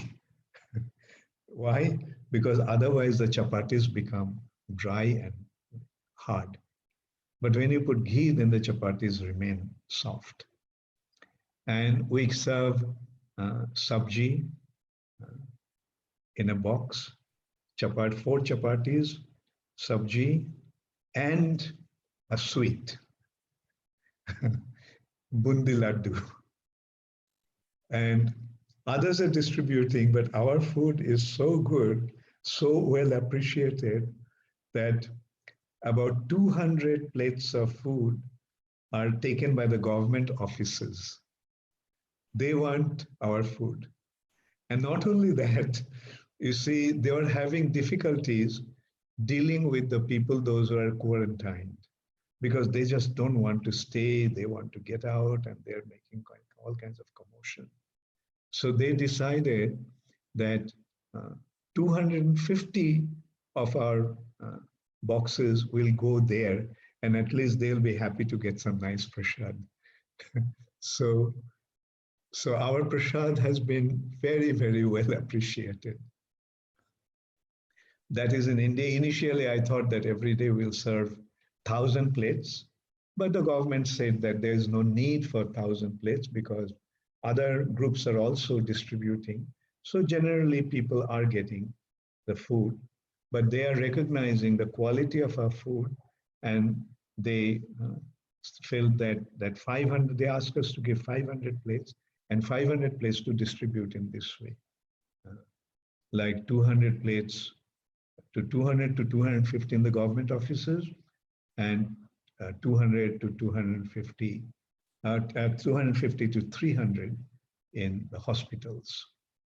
And we are giving it to the people in quarantine, and the doctors and nurses are also hospital attendants, are also very much appreciating that. And now in America, from D-Land, we are distributing, like yesterday, we distributed 30, we're distributing pizzas, and we gave out 30 pizzas.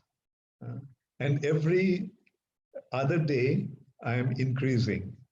Like you see, I'll give you the statistics. We didn't know initially what the response will be like. But Guru Gauranga told me to serve pizza. Initially, I was thinking of lasagna. Because the advantage with lasagna is that one time you make it and you have 30 pieces of lasagna in one tray, big tray. But he suggested that Americans love pizza and they can't refuse pizza. And I saw how good it was, that suggestion. So first day, we took out 10 pizzas. And we gave it to the police stations and the fire stations. And the second day, first day when they went out a little late, and the police station said, we already got our supply, so we don't need that. So we took out 10 pizzas. The second day, we went with 10 pizzas and we went to the police station and they took all 10 pizzas. Our idea was maybe police station will take 5 and fire station will take 5. And so we just, then the next day I said, okay, take 15 pizzas. And so the next day, 15 pizzas went out. So then I told them, take 25 pizzas. And from 25 pizzas, it went down to 30 pizzas. And you want to hear the distribution rate? Like yesterday, they went to, actually your time today, Indian time is yesterday, but your time is actually today. So they went to one hospital in Sanford, because Sanford is very much affected. In California, in Florida, Sanford is in that area, in Florida, in Orlando area. Sanford is the place where we have one of our houses. So we went to the Sanford hospital, and they took 25 of them, and we are left with 5. So those 5 were given to the firefighters, fire station. So now I told them to raise it to 50. So we are distributing in D-Land area first. And so then yesterday we went to Sanford and we saw the response. Like just the one hospital wanted to take 25 of these pizzas. And anyway, so this is maybe someday, maybe one of these days I'll send you the photographs. And so this is being very well appreciated, our endeavor. And now another hospital actually told us that they have a thing in the dinner time, they need 100 plates, because at dinner time, they all get together and get that dinner. So we told them that they can give us the time and we will supply 100 plates of prasadam to them. So some nice activities are going on, and it's a nice way of distributing. Otherwise, these people would never have taken Krishna Prasad. But we got this opportunity to distribute Krishna Prasad. And Krishna Prasad will work on them. Like Prabhupada said, those who are intellectually advanced, they will accept the philosophy. But not that everybody is going to be that advanced intellectually. So those who are not, give them Krishna Prasad. And Krishna Prasad will work and they'll become devotees. So this is how we are taking advantage of this situation. So let's take here, that's our business. In every situation, we try to find an opportunity to promote Krishna consciousness. And sometimes devotees say that, oh, we can't distribute books. My response is hundreds of millions of books have gone out. So now cultivate those people, those who have got the books. Make them read the books. Like that is the main purpose of the books. Prabhupada used to say, are you reading the books? He asked the devotees. Or you're just distributing books and not reading the books. He said that I'm writing the books so that you can sell them and make some money. I am writing the books for you all to read. The purpose of the goal of the books are actually to impart the knowledge. So let's take advantage of that, like.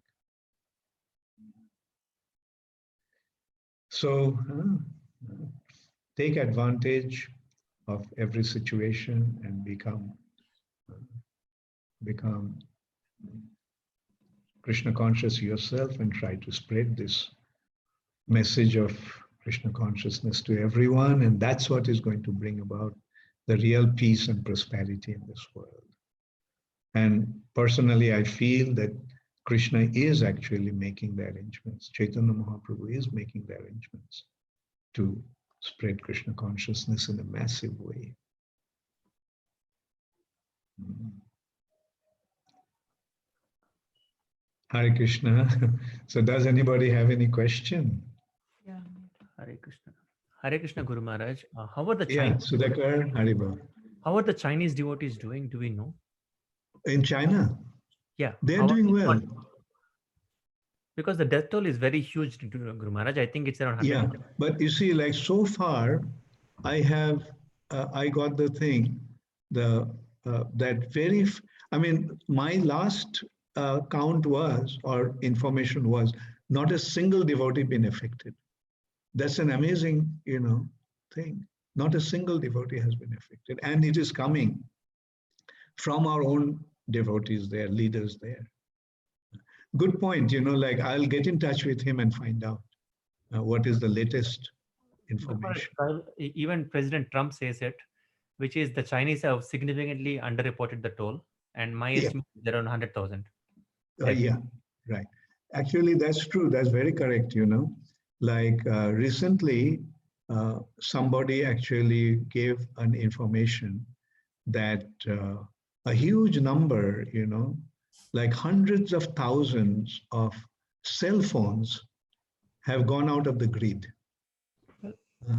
So that shows that, that many people are dead. That's why they are not using the cell phones. So Guru Maharaj, it's not just the cell phones, Guru Maharaj. There have been some, I've seen enough videos on underground China coming from the Falun Gong cult, and a lot of big fires in the middle of Wuhan city and all those things. And the only logical explanation is mass graves. And whatever is happening in New York, like, hospitals being overrun, malls being overrun, these videos were out there in China in January, so it's a very big thing in China. Yeah, I mean, you are in the, very much into the internet, so I'm sure you have more information. Yeah, good. Yeah, I mean, they are not being honest, like.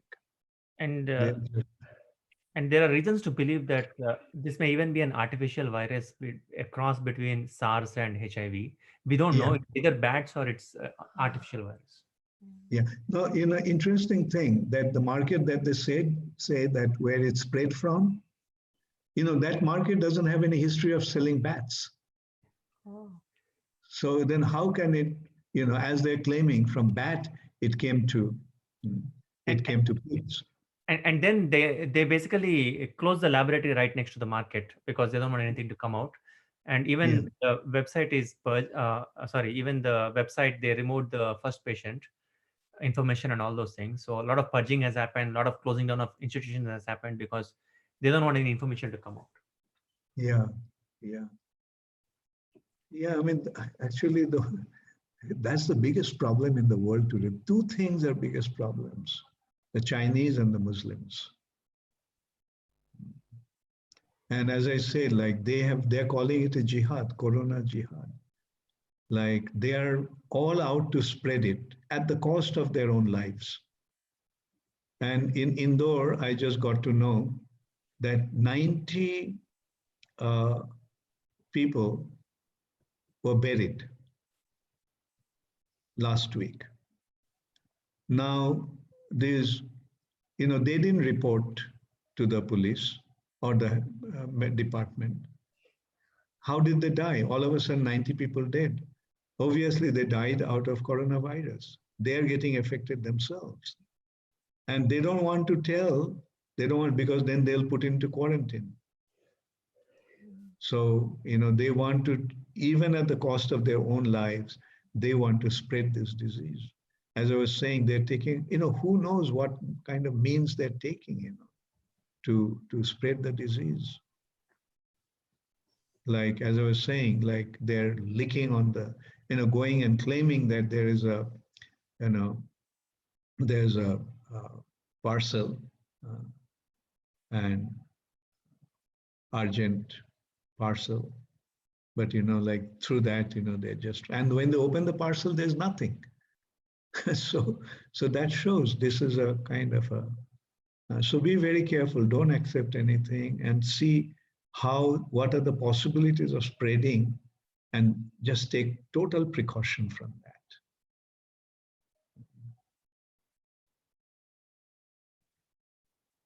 Thank you, Hare Krishna. Hare Krishna. Jai Shri Prabhupada. So, any other question? Maharaj, Dandavad Pranam. Hare Krishna versus Hare Gopal. So Guru Maharaj, like in this situation, like anytime a good time comes, there is a kind of devastation before that. So like before Yudhishthira Maharaj being thrown, the Kurukshetra war happened before that. So is it a sign, because like there is a prediction that next 10,000 years would be golden years, and we are seeing a lot of positive signs out of this calamity also. Like for the first time, meat plants in US got shut, and they are predicting that there would be a huge beef shortage once these markets lift up and the economy opens again. So there are a lot of such positives are also coming out. So is it the beginning of that 10,000 year period after this gets over? Yeah, it's good to be optimistic. Yeah. It's good to be optimistic, but at the same time, my point will be, fine, good time is coming, but how are you going to take advantage of that? Yeah, right. Right? What are you going to do to make this good time to come? You sure, right? Unmuted. Yeah. So yeah, like getting prepared, like as you mentioned in before call, like we have to make ourselves and prepare ourselves. Yeah, Yeah. yeah, yeah. And yeah, and the thing is the way it's spread. You see, one good thing, another good news. You know where Krishna consciousness is spreading in the most effective way next to India? China. Like, in one hand, that government is trying to destroy the world, but, inside Krishna is making arrangements, to kind of create, to counteract that, on that strategy. Like, and I've been to China a few times. Like my experience is the Chinese people are very nice people. It's the government, like that has. And the thing is, I could see how dangerous and ruthless this government can be when I saw the Tiananmen Square incident. Can you imagine? The youth of the nation is the greatest wealth. For a nation, the greatest wealth is actually the youth. And in the Tiananmen Square incident, they just wiped out the whole youth community. Like how ruthless can the government be, just to subdue, a protest, they just wiped out. Actually, when the thing started in Hong Kong, I was worried, like what they could do there. But fortunately, they didn't take such a drastic action in Hong Kong, because they're probably worried that the whole world, if they did something like that in Hong Kong, the whole world will turn against them. Anyway, we are in a dangerous world, So, and let's take the full advantage of this, make the best out of a bad bargain. That's our policy. Now, a good point you made, like, yes, I'm sure also that Krishna has his plan. Chaitanya Mahaprabhu said that Krishna consciousness movement would spread all over the world, in every town and village. So when he said that, it is bound to happen. And we at least cannot possibly have any doubt, because, we saw what Prabhupada did in 10 years' time. So what Prabhupada achieved in 10 years' time, it's the greatest miracle that can ever happen. Now, like we have to recognize that Mahaprabhu is going to fulfill his prediction. And probably this is one such happening. So let us, let us hold on to this Krishna consciousness wholeheartedly. With this is the way. Let's commit ourselves fully into that. And the one important thing here, like, as you know, like I'm giving the class on Uddhav Gita. Some of you are attending. How many of you are attending that class? Okay. Okay, thank you.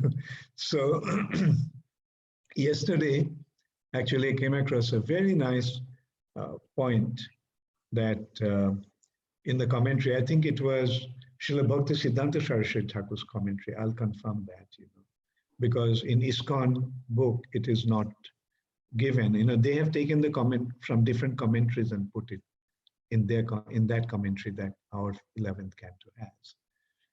So, so this is saying that among the devotees, there is no conflict. Among the devotees, there is no conflict.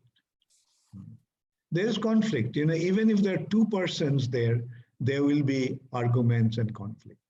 But the devotees cannot have or doesn't have any conflict. Devotees don't have any conflict because they all are glorifying Krishna. They all are, because they have one common goal, to glorify Krishna and spread Krishna consciousness. Therefore, among the devotees, there is no conflict. And we have to take that point very seriously. Among ourselves, there shouldn't be any conflict because we have the common goal of spreading Krishna consciousness. If at all there is any conflict or disagreement, let's try to resolve it with understanding. Is this conflict due to Krishna consciousness or not? That should be our question. Is it because I'm being Krishna conscious, or is it because I'm not being Krishna conscious? And then immediately we'll be able to resolve. And this is a time we have to become united. At the time of difficulty, is a time to become united. And in unity lies our strength. You know why the Jewish community is so united? Because they have seen so many onslaughts, so many persecutions. Yeah. That's why that community is very, very united. And they're united means they're supporting each other. The Jews are always supporting each other. Similarly, the Parsis in India, a small community. It's a very prosperous community because they all are supporting each other. Because they also have gone through a lot of persecution in Iran. And then they came and took shelter of India.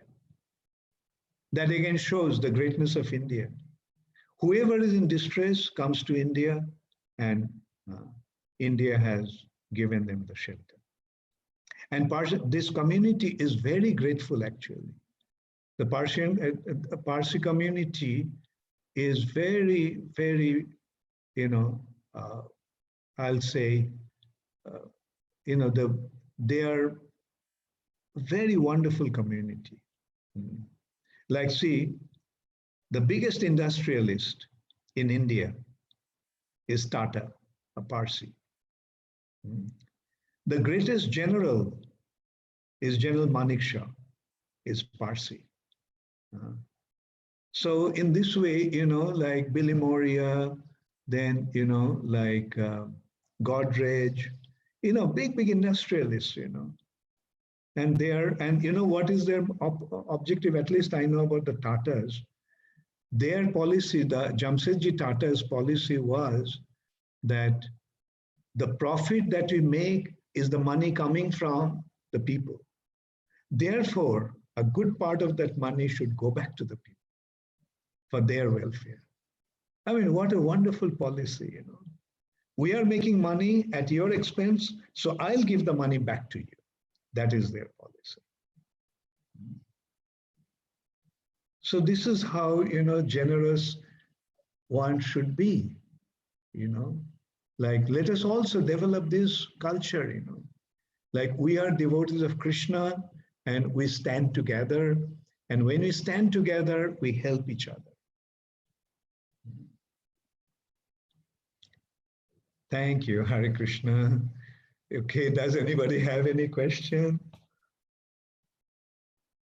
Yeah, Hare Krishna, Guru Maharaj. This is Ajay Govindas here. Please accept my humble Oh, obeisance. Hare Krishna, Hare Govinda. Hare Krishna, Prabhupada. Hare Krishna. Jai Shri Prabhupada. I don't So- see Utkrit. Where is he hiding? He's here, Maharaj. Behind the screen. Okay. Krishna Guru Maharaj. Yeah. Hare Krishna, Utkrit. Thank you. Hare. Yes, So Ajay Govinda. my question is that, we might be a passive carrier, probably not infected, but may infect others. But if we are going to the temple to do some services, we may infect others. And if we are not going to the temple, then we are not sharing the responsibility of the service there. So how should, one take this situation? Do your service, but take precaution. Like our boys are going out distributing those prasads Mhm. to different places, right? Yes, they're risking. They're risking, to some extent. Therefore, I always, every day, I remind them that take proper precaution. Wear the mask, wear the gloves, wear apron, and when you come back, just wash their clothes that you have used, take your bath, and while you're out, from time to time, use sanitizers to sanitize your hands, Mhm. things like that. So similarly, if you're going to a temple, yeah, take precaution, take proper precaution. Thank you. But if there is no such need, then don't just crowd the temple, because I think the temple is closed now. Yeah? Temples temple are is closed for the devotees, otherwise, but some services are you're still. talking about, going, so that's what I mean. Like, be careful and yeah, and yeah, make it a point not to get it and not to give it. This is one thing you don't try to give anybody. Yes. Hare Krishna. Hare Krishna. Yes, Shulesha Sham, you had a question. Hare Krishna Maharaj, Guru Maharaj. I have one quick question. So, don't we have any Vedic process to improve the immunity or ward off this coronavirus? Well, I mean, one thing I can say that we are already using the process that's chanting Hare Krishna Mahamantra. That's why so few devotees have been affected. See, even in New York, I mean, my big concern actually was in New York, because the devotees are there, and especially Dhananjay Krishna, he is in the police department, and he has to go out, and I was very concerned. And when I actually, uh, Bhakti Prem Maharaj was in touch, and I told him that when he comes back, he should wash his clothes immediately. And the response he gave is that it's very cold and they have to wear, jackets. And the jackets they cannot, wash every day. So anyway, I mean, they have to kind of, disinfect it or some way, like. And my point actually is that the chanting of the Hare Krishna Mahamantra is the greatest, preventive measure. And that's why I'll say that while this is ravaging the whole world, so few devotees have been affected. So few devotees have been affected. So take care, and the thing is, like, take shelter of Krishna. And as far as you see, if you mean that there should be some other measure, then I'll say yes, meditation is one, breathing exercises. These are the things that can be used, as preventive. Meditate on, and we do the meditate. Chanting Hare Krishna is a meditation. That do it in a meditative way, and take care of the breathing. Like there is one way to find out if you have been affected is hold your breath and count up to 10. If you can count up to 10, that means you haven't been affected. So these are the few things. So that means, if you can hold your breath through, like breathing exercise, like take all these measures, to prevent.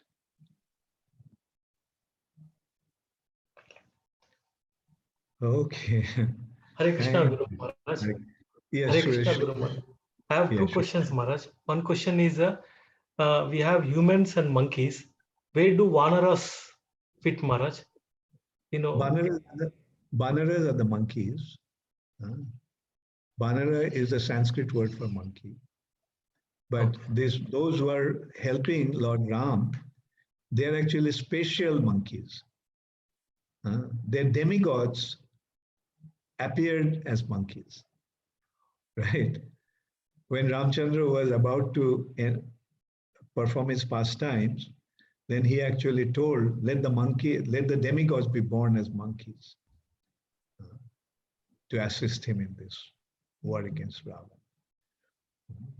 Yeah, thank you. Thank you very much, Maharaj. One more question, Maharaj. Are there different categories of camphor? Let me make one point here. See, here is the difference between our understanding and Darwin's understanding. Darwin thinks that monkeys became human beings, and we say that demigods became monkeys.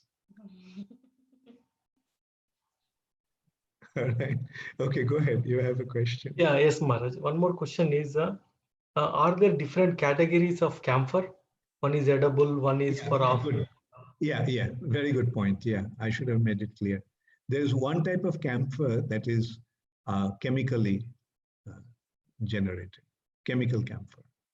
And there is another camphor that is derived from living source, from the trees. From a particular tree, it is the extract from the tree, that comes out from the leaves, I think, and they collect it. From the leaves, they collect this. And these are edible camphor and unedible camphor. So unedible camphor we use for burning.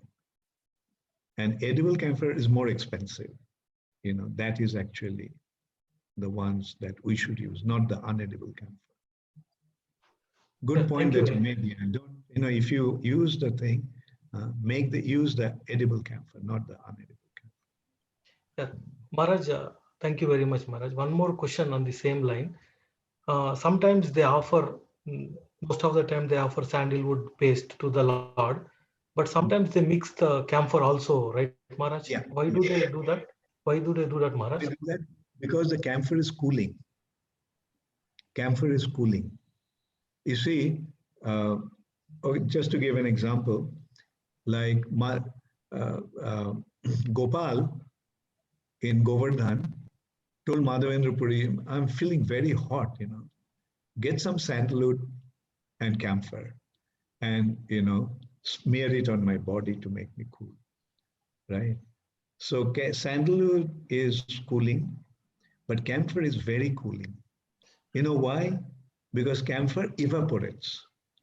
And the process of evaporation, absorbs the heat from the atmosphere. Okay. Right? Yes. So evaporation absorbs the heat from the atmosphere and makes the atmosphere cool. Or wherever it's applied, makes it cool. Yeah, thank you very much, Maharaj. That was actually my question. Why? So thank you very much, Maharaj. Hare Krishna. Hare Krishna. Haribol. Okay, last question.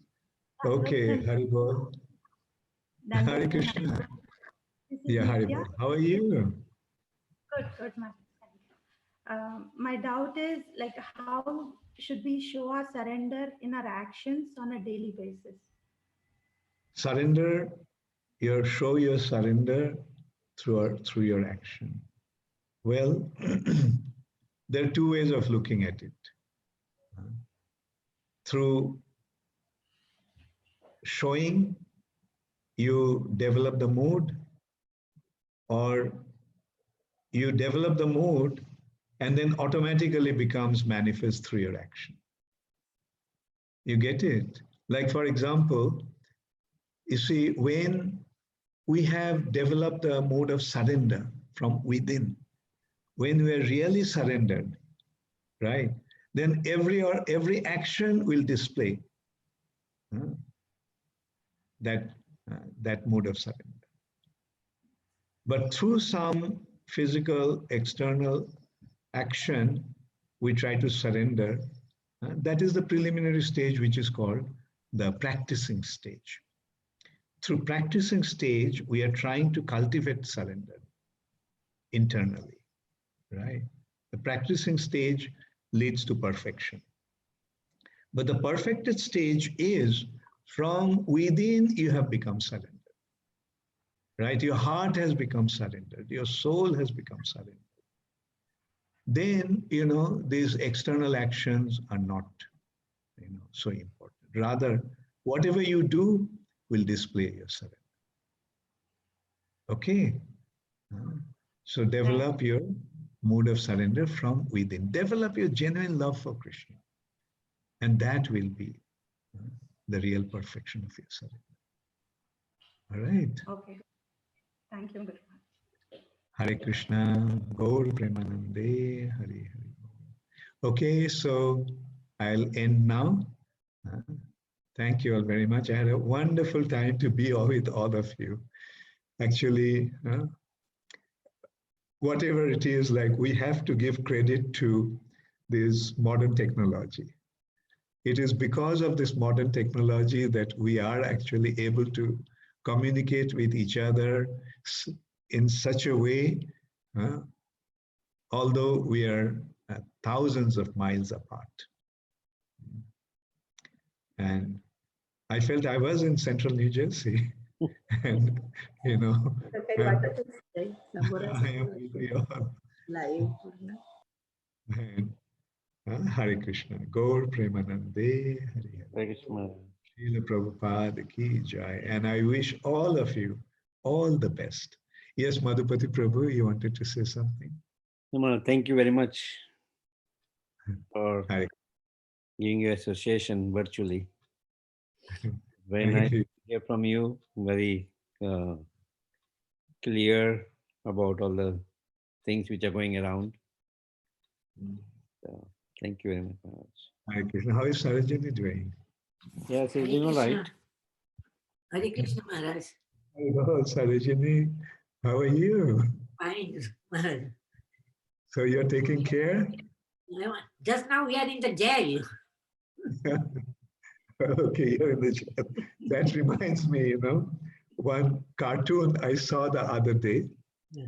The one picture shows that the human beings, Yeah. Haribol, the one picture shows that the human beings are in a zoo watching the animals. And then the second one is showing the animals are outside and the human beings wearing masks inside the zoo cage. That is right. So that's what is happening. The animals are getting back to us. They're watching us and having a big laugh at us. Thank you. Hare Krishna. Gaur Premanande, Hare Hare Bol. Namo Vishnu Padaya Krishna Prasthaya Bhutale. Srimate Bhakti Vedanta Swami Niti Namini. Namaste Saraswati Deve. Nirvishesha Shunnavadi Paschata Deshapari. Srila Prabhupada. Hare Krishna.